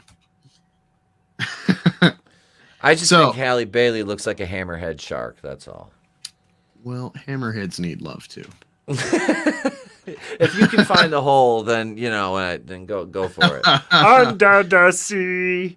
Here's Angus underneath it. It's like that South Park episode. He's not a gay fish, but he's down there banging this hammerhead shark. I don't know. Kanye. What was that joke in that episode? Do you like fish sticks? Yeah, I like fish sticks. Then you're a gay fish. I'm not gay. I'm a genius, motherfucker. I'm the genius voice of a generation. I can't possibly be gay. Motherfucking lyrical wordsmith. Oh my god, they're rebooting The Office again. I love The Office. I love the American Office. But it's great. It's great. Dude, the hate crime. I can't remember what happened, but it's like I'm the victim of a hate crime. It's like it's not a hate crime. It's like, well, I hated it. Oh, when what's his name? Shit on his carpet. Todd Packer shit on Michael's carpet in his office. It's a hate crime. I think you don't understand what a hate crime is, Michael. No, it is a hate crime because I hated it. Yeah. Oh, okay. Here's the post. It took me a while. Anheuser-Busch has lost $27 billion in value after Bud Light teamed up with Mulvaney. Sales have fallen off a cliff. The stock price is bleeding. There's no end in sight. Go woke, go broke. All right, so we'll go back to my tweet. I said the idiocy of get woke, go broke is that it inherently conceded that our culture is easily reducible to products and nothing else. So I'm going to have to repost this on the correct tweet. Yeah. Yeah. How do you feel about what I said there regarding that tweet that I was talking about? No, you're correct, because that's it. You're talking about our culture being is hollow, as being representative by a beer. Like, I mean, yeah, the things that you consume on a daily basis do play a role in they do to a certain extent, but I wouldn't say that that's a defining trait of our inherent culture. No, not at all. I agree. I agree with you. Our culture's decaying. It's dead. It's stagnant. Well, like on the morning show, Tony, the video of the decaying theme parks is it's a perfect allegory for our culture as Americans. Yeah, well, that's what I'm talking about with this whole like American experiment. Like, what is our culture? There's, I think was it David Kagan? I want to say his last name's Kagan. He's a professor or a PhD. He's written a book about the Peloponnesian War. He's one of the top historians for like Sparta, and he's like classical Greece and stuff. And I was watching, he's got a series of lectures from Yale from like 10 years ago. And I watched the intro about Greece. And he was talking about like the pros and cons of the Western culture derived from the Greeks. He's talking about individualism. He's like, individualism is great, but the con is like you can't really make a society in any real way with individualism, because if you're protecting individual rights, what is your community? And that's, I think, the quagmire we're in America and in the West is we value these kind of progressive liberal ideas and letting everybody kumbaya and democracy. And, the more I'm learning about Nietzsche and stuff, the more I'm like, yeah, democracy is fucking trash. It's the lowest common denominator system of government that, we think is valiant and honorable and whatnot. But really, it's like, it's kind of no different than communism. It's like communism with extra steps is how I'm starting to see this whole system. Majority rule. It's mod rule. And it's like, it's instead of having like, all right, let me eat around this toast and then I'll save that last thick buttery piece for like the finale, that prime piece, or like a ribeye where it's like there's like that strip of like flaky meat on the edge. That's not the most of the steak. That's the best part, striving for like that supreme high point piece of steak. Instead, we're trying to like make everyone have like fucking cube steak, where it's like, well, everyone got steak, but it's the fucking cheapest one, you know. And that's how I'm starting to see it. And you're seeing our culture, you know, the fact that we're so atomized, us included in this conversation, we're so atomized about like these pop culture events, is because like we're trying to define what we are, and it's really just we're reduced to products. So regardless of what side you're on, this whole fucking fight is folly. And so I'm kind of like chagrined at my own interest, my own, you know, like where I think we went wrong is number one. I mean, obviously you can say feminism, but yeah, in a way we didn't protect our women, but that speaks to a larger issue. I think, you know, you can have individual rights with still placing an emphasis on the family unit. Like, I think we'd be a lot better off right now. We wouldn't have been taken over by corporatism if we still kind of did the clan structure of things, where the family stuck together. They specialized in a trade. Yeah. They specialized in a trade. Okay, well, this is this family. They're blacksmiths over here. This family produces honey.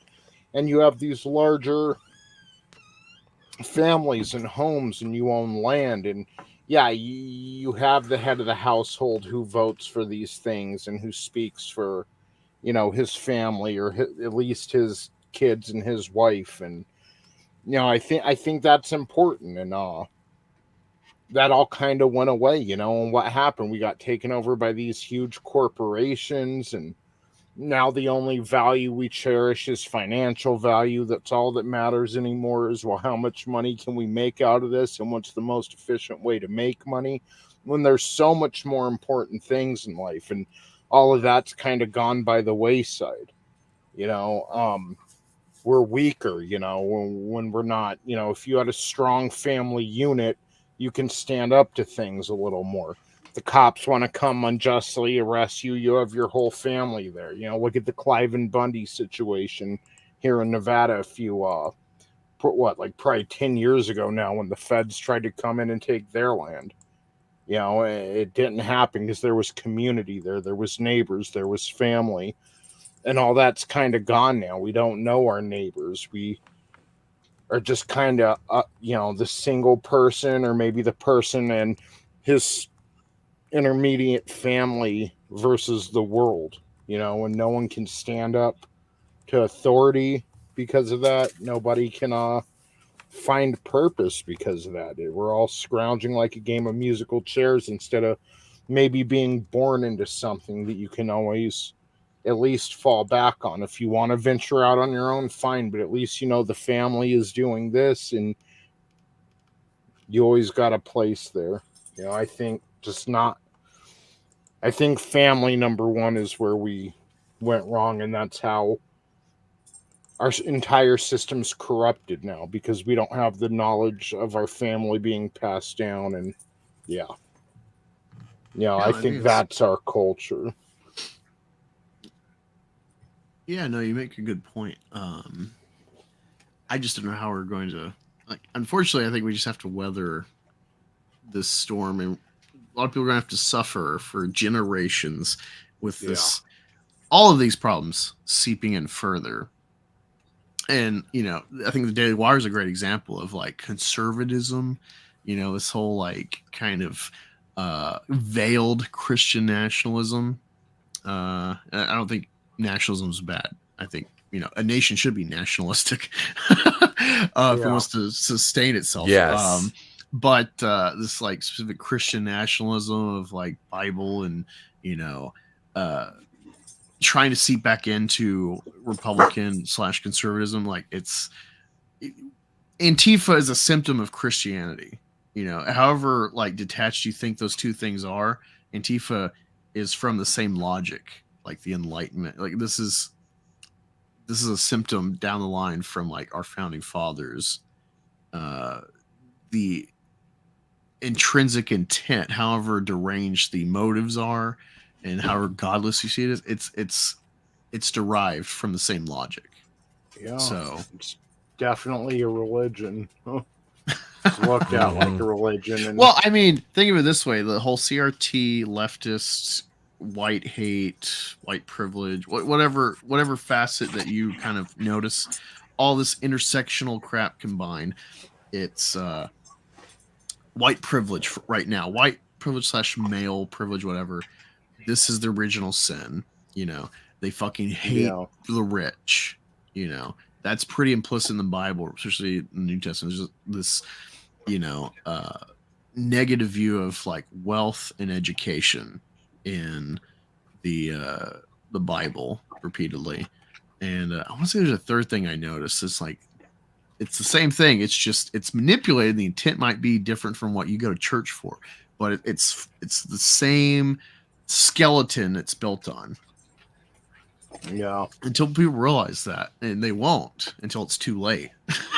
And that's where I'm at. It's like, and like conservatism in general, regardless if it's Christian or not. Like I think conservatism made a good step after Obama to kind of get away from Bible thumping.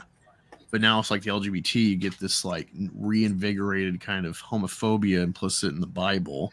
Well, not necessarily implicit in the Bible, implicit in the way people read the Bible, And it's like crossroads of like, all right, we want to be like, we need to turn to God.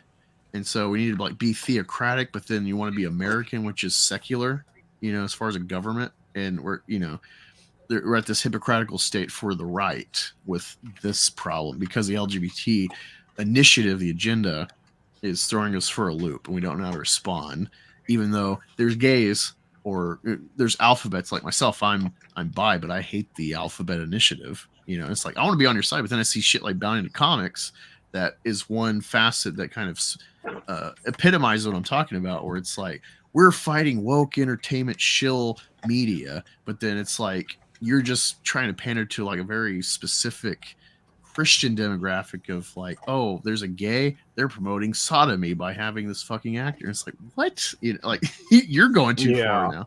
And it's like, how are you fighting? Yeah.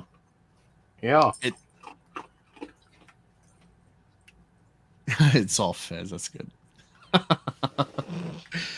Yeah, but no, I'm definitely glad I'm getting into Nietzsche and stuff and minding my own business as much as I can. Trying to do right in my lane and hopefully be an example to spread that and collectivize with like-minded and go from there. Culture's got to be reborn grassroots and through a lot of pain and suffering and hiding in the shadows from the state right now, and that's going to be for generations until it falls apart. And unfortunately, America is so how to say it's so we're such a decadent country with our resources. Even if you have like another global depression, like we're going to be fine when the globo homo falls apart and everyone becomes nationalistic and stuck in their own borders again, and have this kind of like new classic wars for territory.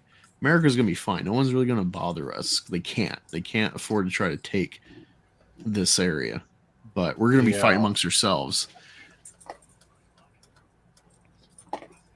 Oh yeah, it'll break down into tribalism again, even more so than society has devolved into now. Yeah, but I don't know. I kind of welcome the tribalism because it can help start breaking us up. Like you see it with Florida. Everyone's all the wokies are fleeing Florida to go back to their shitholes like California. And like this is great. Let's keep everybody in the right spots. And I think this is why it's good that the politics and sexuality and all this has become to the forefront where you can't avoid it in the classroom or if you're shopping, you wear the wrong shirt, you might get fucking accosted for the wrong message. Like this is good. Actually, it's good to start divvying us up in the right corners of the country.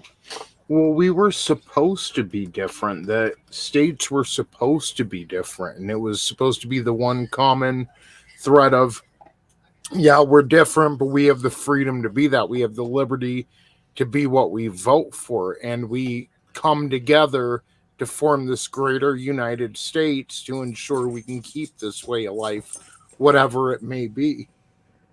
But somewhere down the line, people started looking towards the federal government as, a centralized power who would, almost like mommy or daddy. And yeah, this is what we've turned into now. Florida should be different from California, but we should all agree that the freedom we have to be different and to live the lives we want to live is important. That's kind of gone by the wayside. I don't know. I'm kind of as far as like template, I get each region has like their own resources specifically that they dictate or that is like pertinent to like the locals.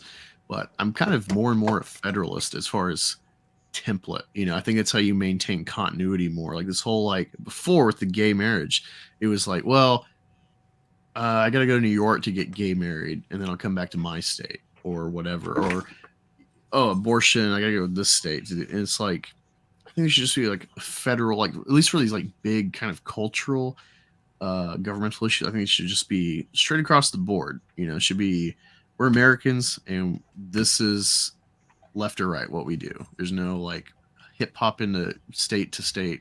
Guns should not be a state to state issue. It should be federal. Constitutional carry across the board. There shouldn't be any like, oh well, like gotta have this permit for this state and that one transfers to the. That's fucking stupid. You get what I mean? Yeah, but that's like enshrined in the Constitution. I don't think they should have ever let that go. Like we should all be armed. Like we were supposed to have a certain, template of, again, like inalienable rights, things that we all live by in order to keep the peace, for lack of a better term, to keep the country united. But yeah, no, I know what you mean. And there has to be something like if you live in Illinois and you have to drive to Wisconsin to get an abortion or vice versa, then they need to deal with that like their own way. Like maybe, hey, you're still a resident here and we consider that baby a resident. I mean, you can't do that, but that's still, when you cross, would they be arrested when they crossed back over state lines after getting an abortion, So yeah, I could see how that might be an issue too, but yeah, well, I don't think our founding fathers ever thought our women would want to like kill their babies either, though. Like, yeah, well, like I think about this with capitalism too. Like, this is another problem in the right is everyone just loves sucking off capitalism. It's like this golden, it's the calf that we revere, and it's folly because everyone's like private property. Always like Eric July. I get so irritated with like his political perspective, like, oh, private property, and you're the owner, you can do what you want with your stuff. It's like, well, you're seeing like these national products, and it's like, well, Target is owned by someone, or the board, whatever. But it's like you're triggered, so we're going to boycott and target X company for infractions societally. But what if X company, Facebook, oh, they're working with the feds and this and that, but saying something different, or they're being essentially controlled by the FBI to like target the wrong political thoughts, because as far as Zuckerberg stated, and it's like Rogan shit, he's like, well, like, I'm thinking like I'm abiding by like government to like minimize election, not fraud, but misinformation, whatever. Yeah. But outside of that manipulation, what if Mark Zuckerberg's just like, yeah, I want to work for the government and for this specific party? Well, it's his private property. He can do what he wants with it. And you see, like, this gets muddied. Or like with corporatism. Yeah. Corporatism is capitalism with big national companies, and we're hating it and we're fighting it. But like, this is capitalism. As soon as you see with slavery, oh, it's a states' rights issue, but like that's only after the fact that the Confederacy couldn't enact federal protections for what they wanted, and it's vice versa now, where it's like, oh, private property, but oh, well, I don't like Twitter doing this, so we should nationalize the town hall and take it away from private ownership. And you start seeing the folly of private property and capitalism with these arguments, where it's like, it's not so clean cut. And that's another problem in the right, I think, that That's definitely true, and like I can't say like something like Target is a monopoly either, because it's not. But again, like I don't think they ever suspected, our food supply would be owned by basically 6 companies, 6 conglomerates, So yeah, that does speak to larger issues, and it does speak to, the people needing a government that works for them. But I mean, I do think like when the times the federal government should get involved is when we have something like Amazon, who owns like basically 40% of the internet is on their web servers, and they own their distribution routes and this and that. And as much as I'm for that, a corporation getting too big is dangerous to the citizens as well. And yeah, I don't think anyone laments what the Rockefellers or Standard Oil, whatever. I don't think anyone laments them getting fucked with by the government to not to gouge us, or And most people just think about like attacking companies because they'll monopolize and dictate ridiculous rates on necessities. They don't think about the everyday, like we're dealing with now, where it's like, is capitalism good? It's like clearly socialism doesn't work. But like just like America, I don't think we're the best country. I say now, America is the least worst country, and I think capitalism is just the least worst economic system that we've come up with. But we're having real problems now, especially when you get like woke people that are more prone to go to college, get the right paper to get the right cogs of power in these companies, and or make a company own it and be indoctrinated. What is our check against that? Because private property, it's folly. What's up, Second Street? Yeah, you're suffering. You're out in California, man. The FBI might be listening in on you. You got some radical thoughts that might need re-education in the future. I worry about you. Yeah, but these are the conversations we should be having. We should be talking this stuff out, and that's how the founding fathers originally came up with a lot of the concepts for our country. Was talking things out, leading them to their logical conclusion. And I think at the end of the day, honestly, though, like big corporations, whether you want to call it capitalism, corporatism, I think they are harmful to a society. So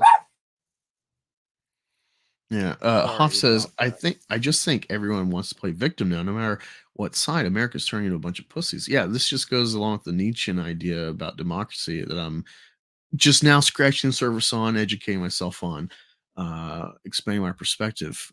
Where it's like, yeah, this, before when you had aristocracy, like, yeah, America collectively,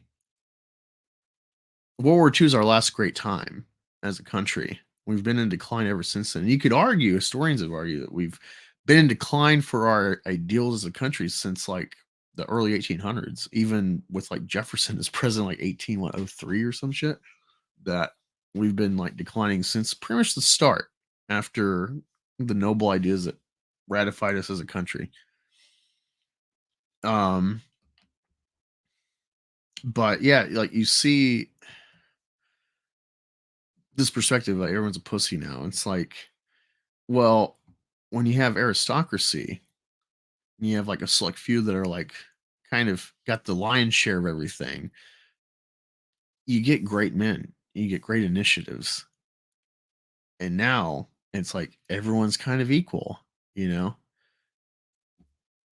What are we striving for? We're all equal. Elon Musk is equal to me in America, as far as our ideals are concerned. Yeah, he's definitely not equal. He's got so much more advantage in life than me, just with the money he's got and the inheritance he had. But I don't know. You see what I mean? Like it's a loose thing I'm grasping for. I'm aware of that, but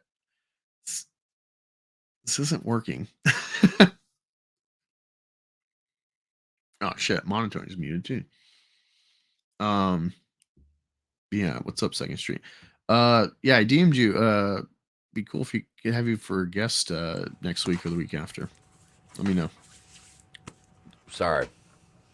And yeah, I plan I'm to watch back. your stream you did about ISOM. Hail Or should Second he do- Street. No, I've been listening. Yeah, there's capitalism is a very, very fickle bitch. Like it is. She's a cruel mistress, you know. Yeah, the system is vastly superior to communism, socialism. We know that. I mean, everybody that says, well, we just haven't tried it right. You know, give me a break. You know, it just hasn't been tried or hasn't been done right. You're talking about communism. No, you don't want that. You don't want those problems because the people that are saying that are the useful idiots. And the shelf life of a useful idiot ends when you're on your knees facing the ditch. and that's the problem. I hope I live long enough to see some of these useful idiots get taken care of. I'm not gonna lie. I will relish that as an old man. Mm-hmm. Oh, look at these Lumpen Prol. There's a great meme, but I don't know if you follow Stone Toss. You've probably, if you don't know him, you've probably seen his. Let me pull him up. Stop sharing this. Just so you can see some of his cartoons. Actually, let me go to his website. That might be better. I needed to clear my sinuses out, so I went upstairs and I got a can of wasabi peas, and I've just been eating these. No, how did the dog get down here? Jesus. Where's their StreamYard? Let me share it. There we go. Yeah, Sorry Tim about that, Price. guy. How's it going? It's been a long time since I've seen you, if I recall. Thanks for joining in. Tim Christ. Just put a comma in Christ's between sake. there. Tim Christ. Christ, Tim. It's like, All right, so here's a Stone Toss cartoon. He's like, it's Karl Marx. He's like, where am I? And they're like, Karl Marx, we resurrected you to lead the revolution. And he's like, of Lumpen Proles? If you don't know, Lumpen Proles, this idea, I guess, in his book of like useful idiots, the foot soldiers of the revolution that, you know, they're so invested, but they're kind of useless. So once they've been like the scouts and decimated, you know, for the cause, they are the first to get taken out. Mm-hmm. And so you got like Antifa, some like trans and a furry. That seems about right. Here's another good one. It's a commie flag shirted person says, I support the working class. And this hard Christian oil rig worker with a rifle and a dead deer and a Confederate face says, well, shucks, good to hear, friend. And he's like, ugh. Stone Toss is amazing. He's got such great perspective. that was a Stone Toss one I showed you earlier, Etep. I sent love you a these. Stone Toss comic earlier. With like 2 to 4 panels, this guy does so much. He's the one who did the burger meme. Let me see if I can find this one. He did a Thanos one that was hilarious. Ah, here it is. And he says, behold, bigots, the power of our community. And he snaps and then kills himself.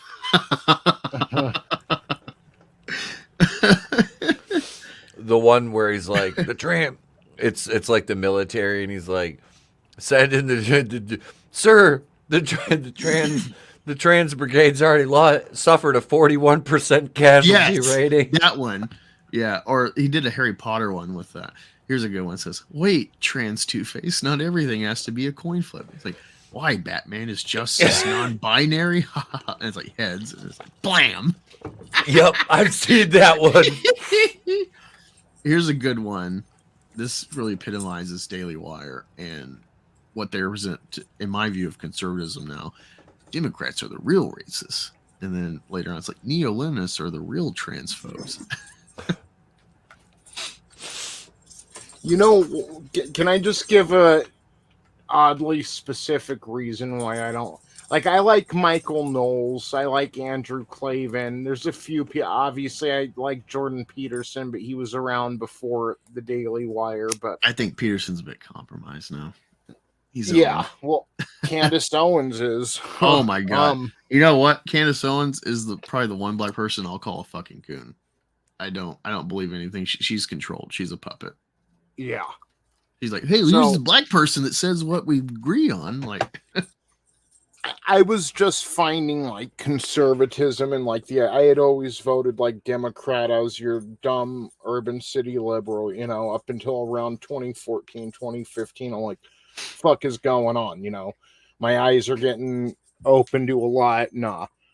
I listened to Ben Shapiro for a bit back then, like during the 2016 election, and I mean, he was so mad that Trump won the primary. He's like, Hillary's gonna get in. We'll just try again in 2020, folks. And he's talking about how he voted for Mitt Romney, but Donald Trump doesn't meet his standard for what a president should be, and this and that, and we may as well just let Hillary win. We've already lost the election. All that just threw a hissy fit. Now, during that time, even Matt Walsh was really pushing for Evan McMullen, that Fed from Utah, who decided to run as a Republican once Ted Cruz left the primary. Like, we can't get Trump in. And he's quite literally a Fed. And he took a little bit of the vote, but I mean, not much. He was basically a non-factor, but Matt Walsh was pushing for him. So now, basically, their preferred candidate didn't get in, and they're basically pushing for Hillary and this other guy. Like, well, Hillary's going to win it now. Trump just wants to brighten his own brand, and da-da-da-da-da. And well, they didn't, like, Ben Shapiro didn't even vote. So, just real quick, fast forward to the other day, and Matt Walsh was on his show talking about the whole Trump versus DeSantis thing and how it's causing a rift, and this dude has the audacity to say, I'm just worried that any Trump supporters, if he doesn't win the primary and DeSantis wins, they're going to end up siding with the left, or maybe they won't vote at all. It's like you did? Like Ben Shapiro did? Like, the hypocrisy, you know, they think their shit doesn't stink. Yeah. It's just, I don't like most of the people from the Daily You just made me Wire. think of Star Wars. It's like a vote of no confidence. That's what. Yeah. So does Trump? If Trump doesn't get nomination, that's what us Trumpers will be giving America is a vote of no confidence. Yeah. And I have my issues with Trump too, but I really think he's the one with, like, if not, you know, just the best intentions, the only one with good intentions. But think of it this way: this guy's a billionaire. He has no reason. He's not from the cloth of politicians. He's dealt with them before as a businessman in New York and whatnot internationally, within the confines of his business. But this guy's set. His family's set, and he took on the headache of being president. Yeah. Of attempting it twice. Well, 3 times now, but. You know, if that says a lot to me. What was best for him, he would have stayed out of politics, you know. Well, even if he has his own motives business wise for his legacy, for his kids to inherit, it's good for the country, the things he's attempted to implement or has implemented. And that's the thing. Like the proof's in the pudding with him in office. I think his big misstep was the infection from an Asiatic country. To talk around it. I think his big misstep was thinking that if he instead of trying, you know, whatever his powers are actually federally to, you know, lock down or not, he didn't even attempt it. He's like, I'm just going to let the governor dictate. And I think he really thought letting the blue states hang themselves would work. He didn't. I think him and his team really undermined the lumpenproll, the average lefty voter, and the undecided and the young college-aged first-time voters, that the power of narrative over reality. Yeah. You know, where it's like, oh, this lockdown sucks, the inflation, and I don't have a job, but I don't want to be a person of a German era, you know? Yeah. Yep. And it just comes down to someone like Ben Shapiro, or maybe even us, who try to be more logical. Yeah, facts don't care about your feelings, but to most people, and especially the ignorant and the normies, feelings don't care about your facts. They're all about how something makes them feel. Yeah. Hofkes, yeah, I'd probably vote for Robert F. Kennedy Jr. He seems pretty rational. He's too much of a gun grabber, though. Tony was kind of telling me about policy. that. Yep. But I'd still vote for him over most of these other people. I mean, yep. We should get Oliver Stone to run for president. I take that over what's in stock right now. If not Trump. But my problem is like, well, what's next after Trump? DeSantis? God, no. Whatever good he's doing as governor of Florida, it's like I don't trust him nationally. He's postured himself well, but I don't trust him. From our perspective, people think Trump just started attacking DeSantis for no reason.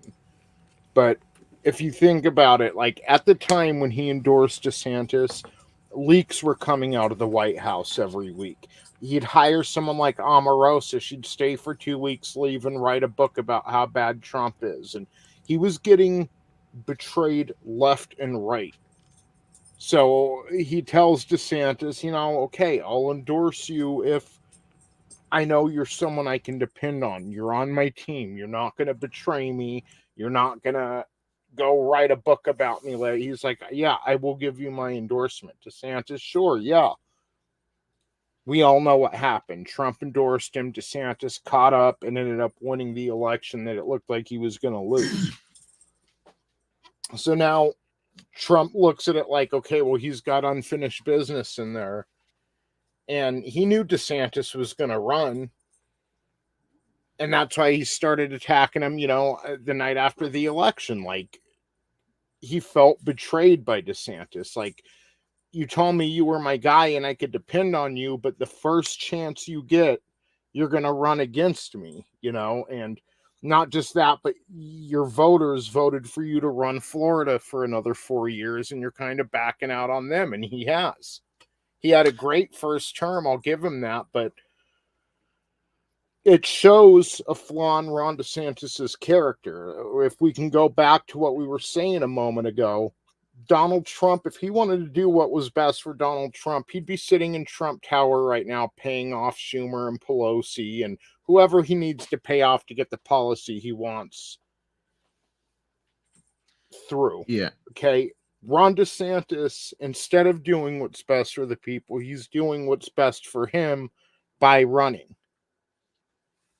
Like you'd think if he was worried about his people in Florida, he's like, well, they voted for me for another 4 years. And now I've got some momentum right now, but I need to fulfill my promise to them before I think about my higher political aspirations. Even if that means I do lose some steam by 2028, I'm confident enough to know I can get it back because watch what I do in these next 4 years, So it just kind of shows he's doing what's best for him and not the people compared to Trump, Yeah, I don't know. Pragmatically, I kind of see the value of DeSantis running now is because like it's still in flux if the kangaroo court can actually work on Trump. And so if they like take him out from chance of office, then we need an alternative. So it's not necessarily misguided. It's like DeSantis can either lose out and possibly be, a VP if Trump doesn't just grab someone else we don't think of, or Carrie Lake, or a good one, interesting. Probably one of the few women I'd ever vote for.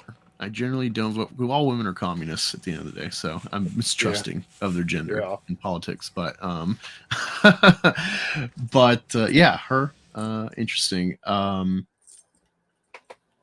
But yeah, it's like either DeSantis can be there as like a backup option with this whole trial stuff, or he can be a VP, or he can just peace out and come back in 2028 and be somewhat valid given his run during the infection state.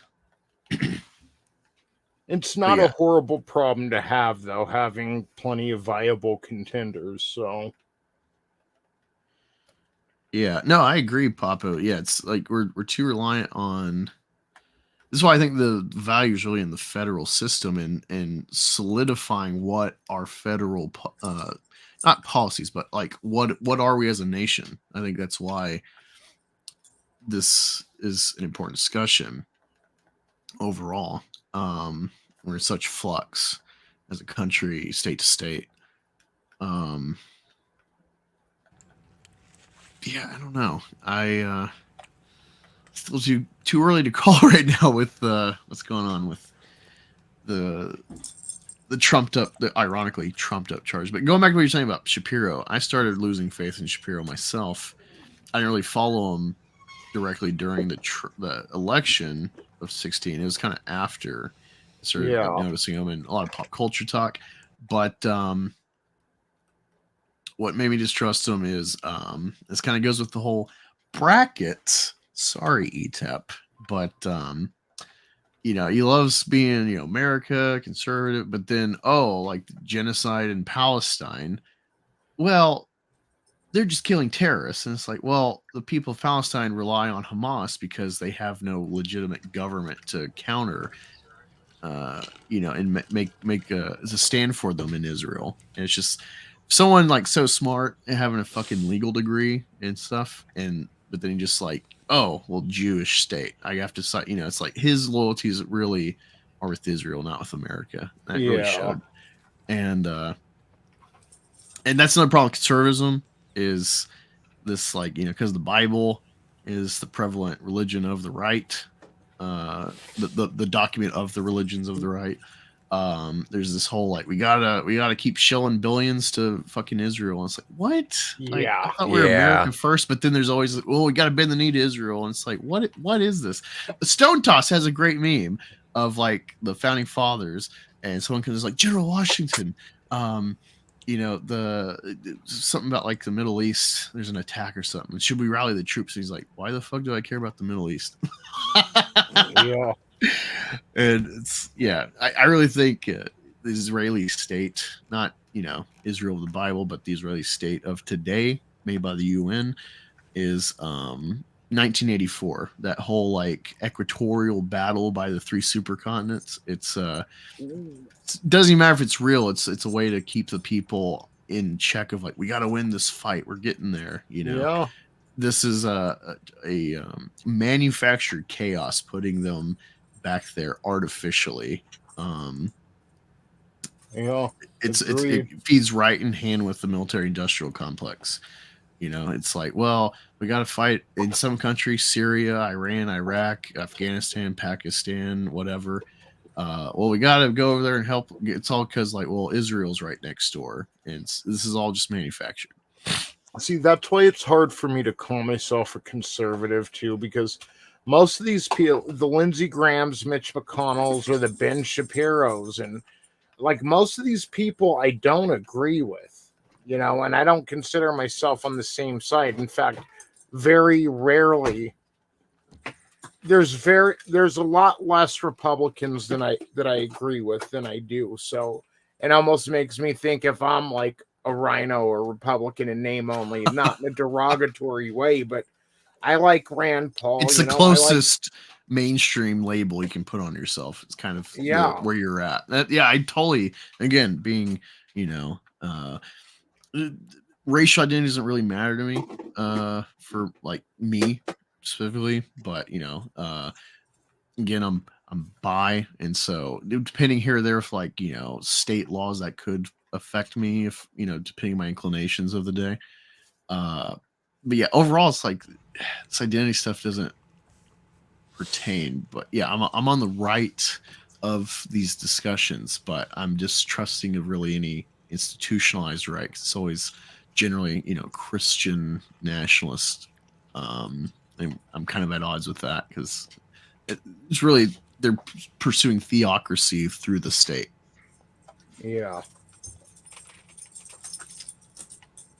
it's Identity doesn't matter. I just want to do the right thing, or at least what I feel is the right thing. And that's, again, kind of leads back to, all of us having the freedom to be ourselves, as long as it's not, hurting someone else. You don't want a pedo like, well, I'm just being myself. Yeah, but you're stepping all over someone's rights,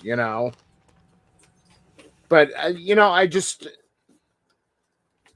it comes down to the pursuit of happiness and just being able to have that opportunity, have a fair shot at life, and try to create the best life for yourself that you can. It doesn't, like, I was talking about gun rights one day, and a buddy of mine on Facebook, he is black. He's like, well, do you feel that way about black people? Should black people be able to open carry? Should black people be able to conceal without a permit? And it's like, yeah, like that wasn't even like a thought. When I'm saying Americans shouldn't even need a permit to conceal, I mean, race isn't even an issue, but I don't know. I'm just kind of going off now. It's just why would there be any distinctions? Like, if Americans can carry guns, it's not the 1960s. George Wallace isn't running things. Like, well, they love because Reagan is an icon of the right, and Reagan, kind of given platform was a hypocrite when it came to the Black Panthers and gun ownership and Second Amendment. And so that's why that meme always comes up with the left. It's like, oh, do you really love gun ownership? Because the black people could get guns. And it's like they're implying that, like, oh, well, you're just gonna flip flop like Reagan. I think things were better in the Wild West when everybody had a gun. So if you wanted to start some shit, you better know what you're doing, because everyone in the saloon is strapped. Yep. I think we probably had, that was a better system than what we're doing today. I'd rather everyone have guns. Well, there's a reason why the West got civilized. It's because the government, the government, like, they wanted to seep in and thus make you reliant on them for that. And it's good. I think it's good to have a centralized government that has the well-being of its people in mind. But given business interests and stuff, and to some degree, agendas, like political agendas, power just corrupting people. Yeah. Yep. That's the plight of the Old West. And I don't know, it's just it's a state of life. You look at a cell in DNA. There's telomeres. Telomeres are on the end of your DNA strand, and after so many splits, it dies. How much it replicates, at some point there's an end point to replication. Yeah. And so when you have that in mind and you think about government, like, it's always going to decay as soon as it starts. Whatever its high point is, it's still decaying. Yeah, it's like a star. It'll burn out eventually, no matter how bright it gets. And we're in this phase. Also, another example is this idea of anacyclosis, which comes from the Greeks. Of there's like 6 or 7 phases of government, and it's Ouroboros. It eats itself. It's a constant circle. There is a king. The king becomes tyrannical. The people revolt. They make a democracy of some sort of republic, some sort of representative government, and then that becomes a bureaucracy. It loses interest in the people. The people mistrust the government. They look for a king to be their guiding light, to vanquish the bureaucracy. He does, and now you're back to square one. And the king eventually, or at least his successors, at some point, becomes a dictator, and it just keeps repeating. And we're at this phase where we're looking for left and right, the whole country. We're all looking for a king. We're all looking for an emperor to, this is the way. And we're pussyfooting around, and this is why I think we need a civil war. Rome had at least 4 civil wars. We're at a state where we need it from the It's ground hard to up. argue it, man. Like something definitely needs to happen because we're at an impasse. Yeah, like as much as I'd hate it, it's like I just want.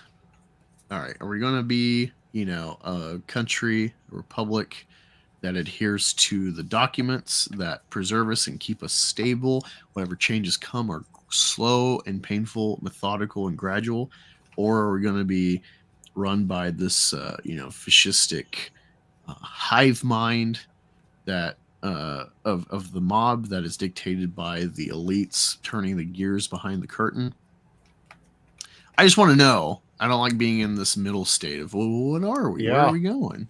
It'd be better if I just knew, like, all right, here is, that's the Gestapo of the leader, and these are the rules, and stay in line, or be taken behind the wall and shot. I've said that before. I wish the knife would just, or the dagger would just drop already. Like I'm tired of this waiting period. Yeah, it's frustrating, and that's probably the only fear I have for like my kids and their futures. Just like going through these pains. Like, what is the future? Otherwise, I'm just it's kind of like that Monty Python thing with like, well, I'm the king, and it's like oh, well, it's gonna be the same for me. I'm a fucking peasant. Whoop-de-doo. Like, yeah. So I kind of have that view too, is, regardless of like my wants long term and goals of America, what we stand for, what we're supposed to stand for. At the end of the day, I work in a factory. I got to pay taxes because I don't have enough friends with guns to point them back at the government and say, leave me alone. Yeah, right. Yeah, well, taxation is theft, but I can agree with the meme to a point, because it's like, well, yeah, the government is nuance. Stealing, but they're the ones in power, and you need funding for certain programs, like to maintain your roads and things like that. Like, that's absolutely understandable, right? Yeah, it's like you can't have society without some. No, you have to have some of just free reign anarchy, and that's why I fucking hate libertarianism, because I think libertarianism is just as childish as like college communists, where it's like, well, just like print more money. It's like, oh, well, just like stop taxation. It's theft, and it's like, do you realize like this is the chagrin I have with Harry July when he brings his politics into like whatever conversations he's having. With this like anarcho-capitalist bullshit, is like, you fucking idiot. Like, yeah, it sucks to have to pay for the rights, or to establish, through government decree in whatever way of like, this is my trademarks, my copyright, blah blah blah, paying the state.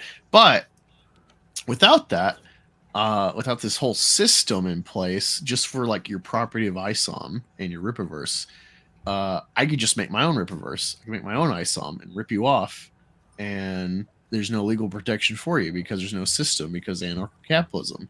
Or you're a black man, not myself as well, but you're a black man with a $1 million business now. You're able to do that because the government was like, hey, we shouldn't indenture people, especially based on race. And so we had a war that was at least a big argument for in that war. And thus you have generational freedom down the line because of that whole fight, because the government enacted more freedom for more people. So you benefit from that governmental fact. And also your taxation pays for the military to be a deterrent from invasion. And thus you have the freedom to just whine about pop culture and make a comic, instead of like having to be ready as a citizen soldier to be levied to fight invading forces in your land. Like, there's a whole causality of like libertarianism and anarcho-capital. It's all fucking retarded. And one thing about libertarians too, they really feel a lot of the time, not all of them, but a lot of them feel like they're Monday morning quarterbacking. Whatever the one party does, they're going to say, well, they should have done this, and back and forth, but never quite have a good answer themselves. But can I just say that I do think, number one, our government does collect too much taxes. Like when they're grinding up cats and feeding them to kittens and having carnivorous flies eat off the... Dude, I swear to God, they're... It sounds so ridiculous. I just have to laugh, even if it's completely true. It's just so funny. Yeah, people like us, we shouldn't be paying income tax. Even if you want to tax some of the goods, whatever, they bring in too many taxes. Like they have too much money, and they aren't. Man, no. So I like what you're saying. You got me on this tangent that I thought of. I talked on the stream recently. You're talking about like the for a catch-all, the gay agenda or whatever, and like why is the government incentivizing this ESG, etc. And it's like, well, there's like the pragmatic reality of the welfare state. And I don't mean that like negative, but just the welfare state of a decadent society where we're so rich that we can afford to let all these lowest common denominator factions sustain, all these benefits we provide for the not indebted, but the low class in whatever facet. Social Security, for instance, for the old people that can't fucking work or disabilities, whatever. It's a big Ponzi scheme in reality. Like you just have to keep getting more people to pay for a select few that are going to get it, and it just keeps ballooning. And they can't just cut it because they want to get voted for. So both sides argue about like the limitations, but no one's stopping it. So it just keeps ballooning out. So keep paying for just that, for instance, and then all these other factors of the welfare state that we're paying for, that we need to like reduce,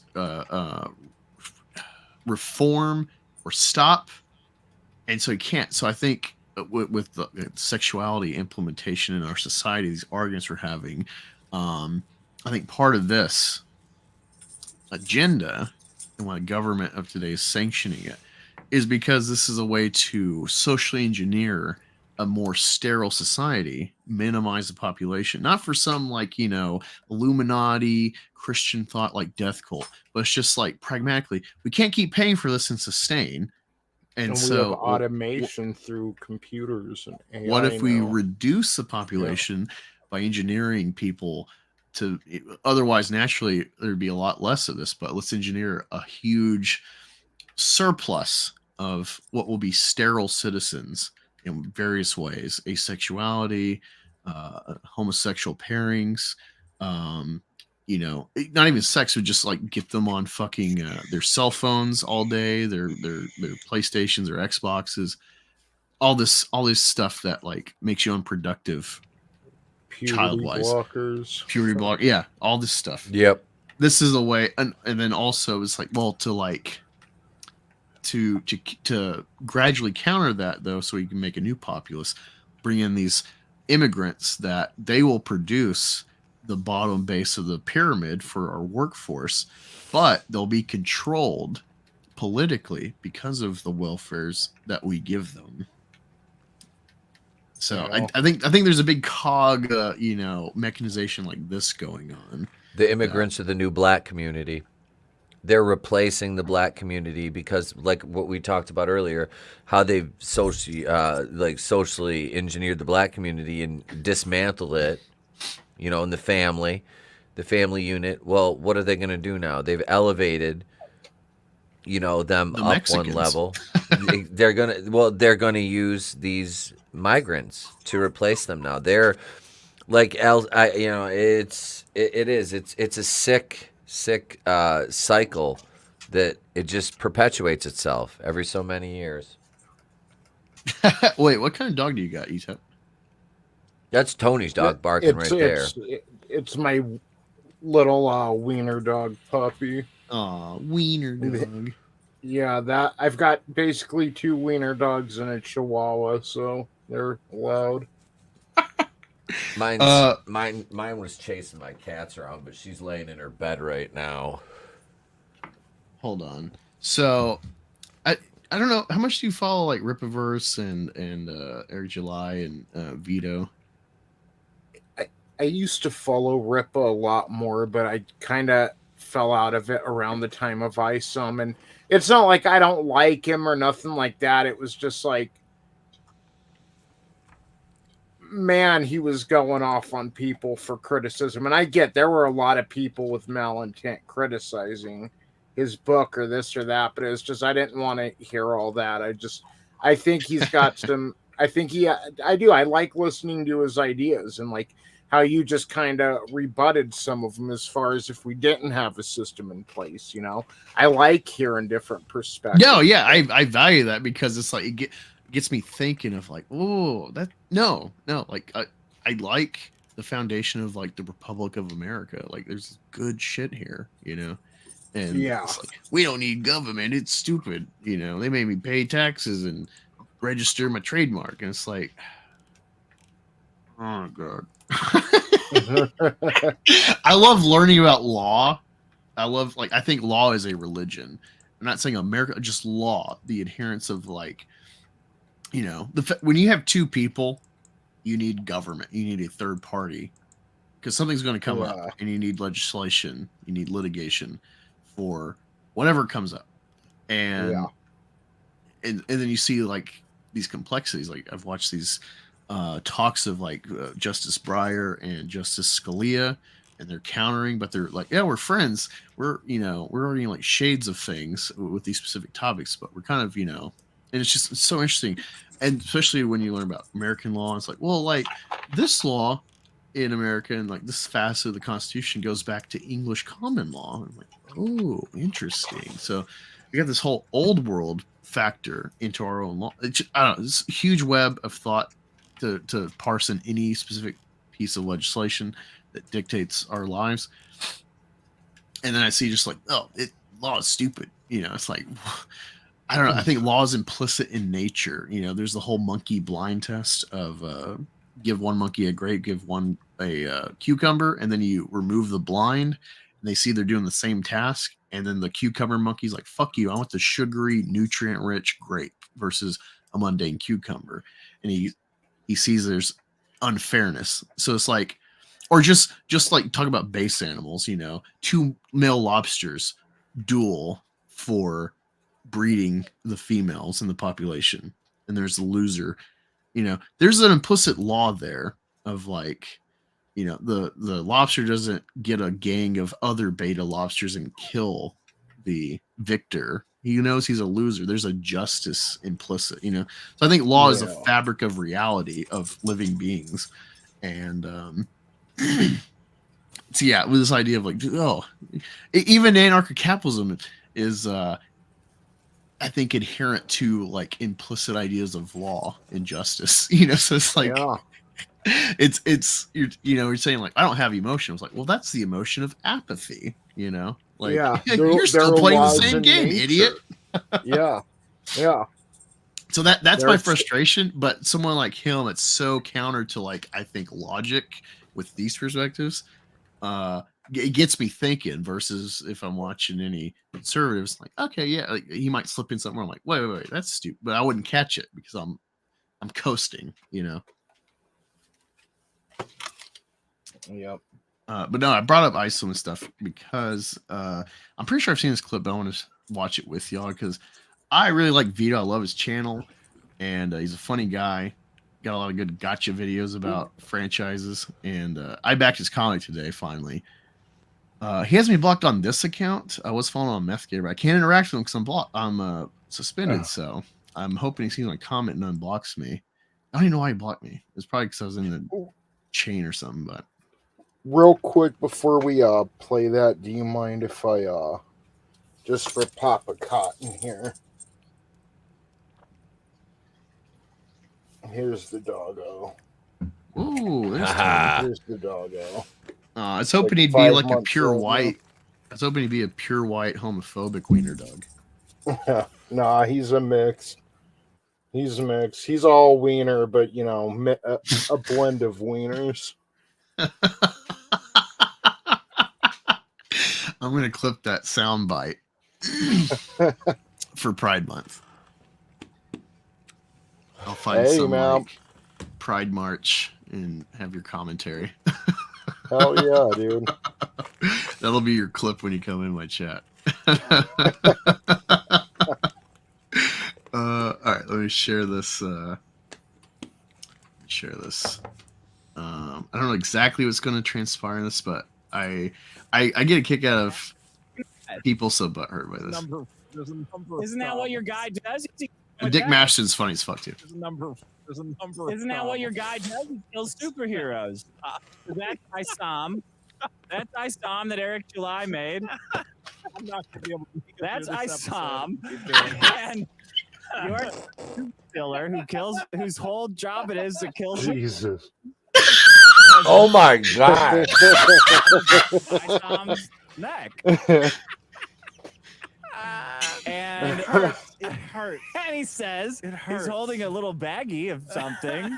I don't know what it is. And he says, "Don't do drugs." He's also super look at his killer face. Kneeling on the neck of Eric July's Isom character, holding a baggie of fentanyl. I think he's got it. That's his job, is to kill superheroes, isn't it?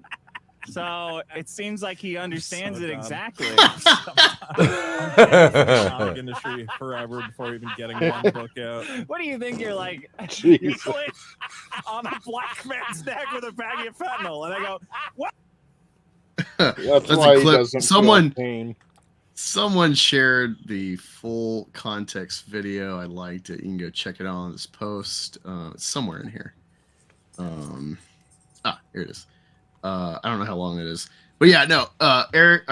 Fucking Vito disavowed the art, even though, you know, especially with his friend Dick Masterton, he's totally playing on knowing Vito's, you know, disdain for racism, which I think's kind of funny given he's a comedian. But yeah, I appreciate the humor of Super Killer, this fan art, and I just get a kick out of reverse goalposts and all the July fans being like, "Oh, look, they're racist," you know, or something. And when we're all like, "Oh my God, racism! Everything's racism," you know. But then that's like the first thing they jump to because their team sports guy has like a naysayer and some fan made art based off of George Kirby Fentanyl Floyd. Yeah, what do y'all think? That's funny. That's I like to, people take. I think that's too just funny. Serious. Yeah, hilarious. That's hilarious. Yeah. As somebody who does and has done a George Floyd impression for over 2 years now, and has a whole character based around it, and somebody with a dedicated St. Floyd of Fentanyl account in my chat now. I think that was fucking hilarious. Oh, so that's an independent. I thought that was like a alternate of you. No. That's hilarious. Somebody made that. St. Floyd. Yep. I love it. I think it's it's great. Right. So because like I was like, you can't not laugh at the ridiculous. And somebody has a fucking he even said in the chat one time, he goes, this is the only chat where people don't lose their minds when I show up with this account. And I'm like, dude, you're always welcome here. Everyone's welcome here, if you're not fucking easily butthurt. That's it. Just don't be a fucking soft like idiot, and we'll all get along just fine. Papa Cotton. So of course, Eric July has his essentially $4 million comic success, Isom, which is I don't know what the fuck the character's about. I have no idea. I didn't back it. Nothing big personal. hit, but I really think it's. I think a lot of success. Yeah, he's built a channel for a decade and talks about pop culture, comics stuff. But I think at least half of the backing of his comic is like team sports. Hey, he's conservative or libertarian. He says stuff I agree with. It's not really about whatever the inherent value or not of the comic. It's just that's the guy and he's fighting wokeness. Just like comic skate. I'm a comic skater. I started with fucking Jawbreakers and Cyberfrog. And Cyberfrog was like, I like EVS and his channel. And oh, fuck, he's making a comic. So cool. Let me back this fucking frog. Frog seemed nothing related to politics. But Jawbreakers was like a political, like, fight the system. That was my backing. I think a lot of people had this fervor to fight the system by backing Jawbreakers, making a statement with their purchase, regardless of the value of the content. And I don't think that's bad as like a initial boom rallying cry in the internet.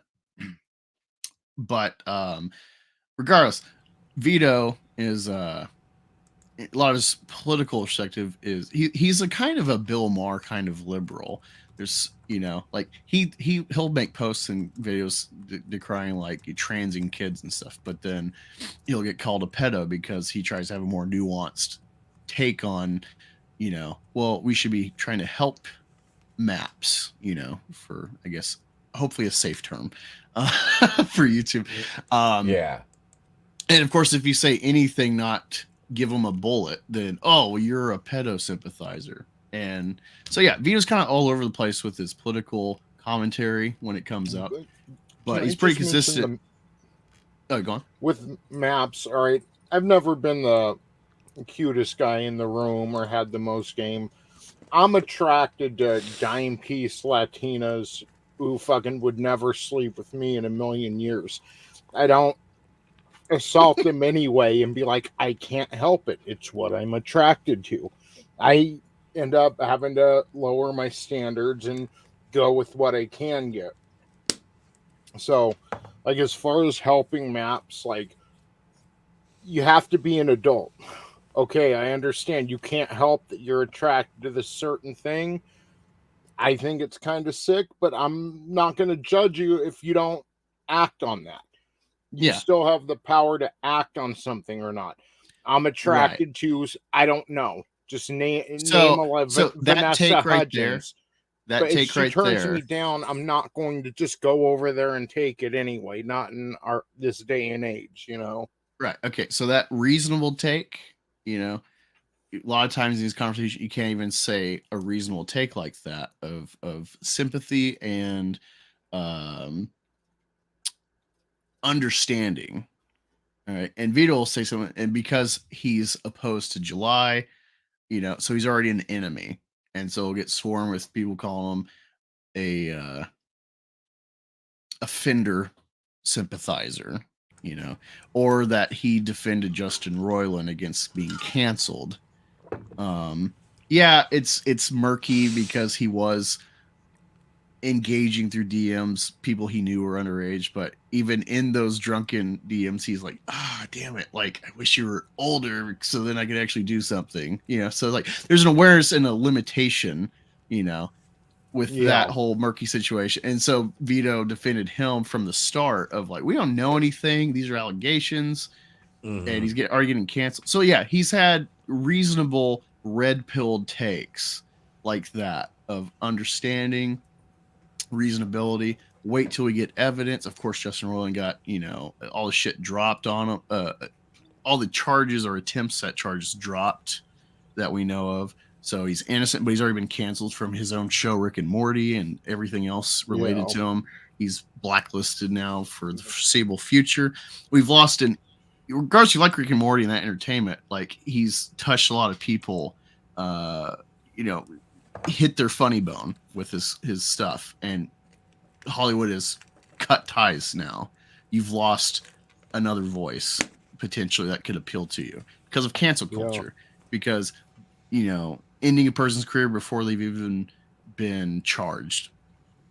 And so because of Vito's kind of Bill Maher, which I feel like I'm a right-wing Bill Maher, that like I don't quite fit the typical Bill of being conservative, you know, so I don't have a home. Bill Maher's kind of the same way for the left. And so Vito's kind of in that realm of, he'll have some, you know, align with some red pill stuff for the right. But you pigeonhole him as a leftist, I guess. But because he's an enemy of July or whatever, he's already, you know, going to get sworn by antis on him. And so then this fan art of Super Killer, which is a Vito comic that's on Indiegogo. I backed it today. He's a multiversal assassin. So he goes around different universes and kills superheroes so then they can like in their universe and save the multiverse or whatever. Someone did fan art of him saving a universe by George Floyding Isom. And of course, that's racially charged just by the imagery. And then also, Super Killer appears to be white and Isom is black. And so Vito instantly is like laughing at it because it is funny. And also, Dick Mashton knows his sense of humor and negging on him with this. But yeah, they're trying to like, oh, this is who Vito and this whole group is look, they're racist. And it's like, go fuck yourself, man. You're going to talk about, oh man, race swaps and this and that as fans of July and agreeing with them. But then instantly, because he's against your guy, be a total hypocrite and try to label him a racist because a fan made funny art of killing Isom. That shit's clever. So yeah, Papa Cotton, that is the kind of whole context of that funny video of Super Killer George Floyding Isom. I think it's funny regardless. Let me take something back too, because I had said I'm not going to judge you if you think of underage people, certainly, but don't act on it yet. There would be judgment. I just want to, because Papa Cotton had mentioned it. I don't want to say I'd have like sympathy for them or something, but I'd be a lot more enraged at someone who acted on their feelings, I guess. But yeah, either way, it's not right. You've got a serious mental issue if, yeah, you look at, I don't know, children like that. I'm trying not to cross the line on YouTube, but yeah. Yeah. But no, I get annoyed because it's like, I think Vito had a pretty admirable take, especially to put it out there in the ether and being a public figure to whatever extent, being a YouTuber with a good channel. Yeah, that's just like one instance of like, here's like a hot button issue that he had like a somewhat definitive stance and he'll get, sworn for that. And then that ties with like the Justin Roiland shit. And yeah, go back Super Killer. Fucking tag Vito, be like, hey, Angus wants to interview for Super Killer, because I can't DM myself right now unless I get another account, but not waste my time with that right now. Let me see. Karen's getting a little naughty, saying, I'm attracted to big brains, and I do mean brains. But yeah, no, I've had fun. I'm gonna get out of here. Appreciate all y'all hanging out with me tonight. I'm trying to rebuild my channel. I don't have it linked. It's probably linked in an older video. If you want to support me, I'm not monetized. Lost that, being gone for a while. There's a GoFundMe that's essentially a tip jar to help me make Meth Gator. If you want to support the channel, appreciate it. Appreciate y'all just hanging out and watching and stuff. Leave a like, share the stream. And go sub to Etep. His channel is linked in the description. I don't know Monty's link right now, but I'm sure it's in Etep videos. Oh yeah, I'm kind of. I haven't been doing YouTube much lately. You can just catch me on Eteps mainly. Yeah, his link's in the description to all my videos and live streams, and it's on my channels tab too, over there on my channel, which you should go subscribe to. Yeah, I know don't normally do Thursday streams. I appreciate you. Yeah, man, giving us almost 3 hours to hang out on an off day and be engaged. Yeah, it was a blast, man. Thank you for having me, and it's wonderful chat. Some names I know, some I'm just seeing for the first time, so thank you. And yeah, I hope you enjoyed the debut of my new character. Dude, that's fucking. I wish I could pull that shit off. Jimmy Joe Bobby Earnhardt, who will be appearing in some videos very soon, I'm sure. Dude, you should. Do you have a TikTok? I know, like TikTok's, Chinese and whatnot. No. Well, okay, so I offer this because it's not my cup of tea. I'm not saying your character and your delivery, your shit's funny, but the trope of like dumb Southerner, trailer park, whatever. There's a guy at work that he's got a good following on TikTok and sells like merch and stuff. It's really fucking annoying because like he'll do this at work and like he'll be talking and going on. He's kind of long-winded, but he'll like going on. I'm thinking like I'm engaging the person at work, and then it'll just be like this long play for some stupid joke as that character from his TikTok that for some reason has like I think like 60,000 followers. I showed Rookie, and I'm like, dude, like this guy's got a following. People love him. He does this shit at work. He'll put in fucking like redneck teeth, you know. I don't know what you call it. You know, like dentures, like the fake, like kid teeth. Yeah, I'll put like these redneck like 3 teeth gums or whatever in his mouth, and like sometimes he'll wear like a fucking wig, like a mullet, and do this character. And I fucking hate it. And they're like, oh man, you don't follow him? And he's always trying to like, hey, you're on Facebook. I'm like, I'm not, which I am, but I don't fucking use it anymore. And I'm definitely not following this trash. But anyway, long story short, this guy's got a following doing a character with like the template of you. And so I think whatever you do for videos as that character, you should maybe find ways to clip it and put it on TikTok, and that can be another funnel into your channel. It might blow up bigger than your YouTube channel. Especially because the format of like here's a minute or shorter video. So just keep that in your wheelhouse. I know TikTok's Chinese and whatnot, and America might nuke it legislation, but in the meantime it is a avenue of approach, and I don't think it'd be too much of a hassle for you to like throw a video here or there on it. And plus the Chinese aren't doing any worse than our own government is. No, let's be honest. As far as our personal information. No, they're both equally shitty. Welcome to Shitty Walk. Yeah, Papa says, women are like tigers. I like them. I think they're beautiful, but I'm not trying to keep one in my house. Those things are dangerous. Agreed. He's not wrong. Well, you just needed the proper caging, I would say. And restraints. Yes. Shot collar. Shot collar, spreader bar, leg. Dude, one of my favorite memes is like it's like an old guy being served by a waitress, and he's like, I saw my waitress had a black eye, so I said my order very slowly because she clearly can't follow directions very well.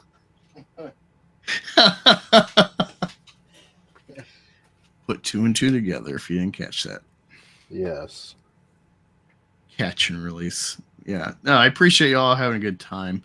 I love it. Hopefully I'll be back Tuesday for another comic stream again, along with Super Killer from Vito.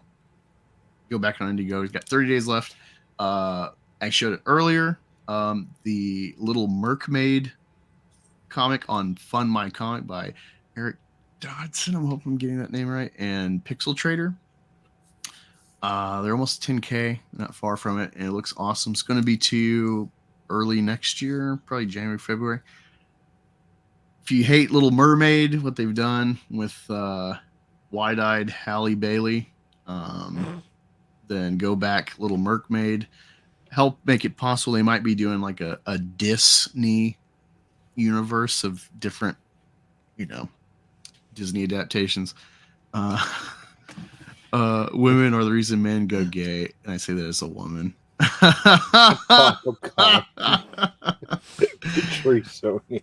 Going down on a woman is like licking a lizard's belly.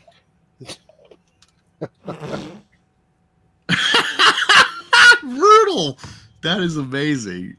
What do you say to one with 2 black eyes? Nothing. You told her twice already.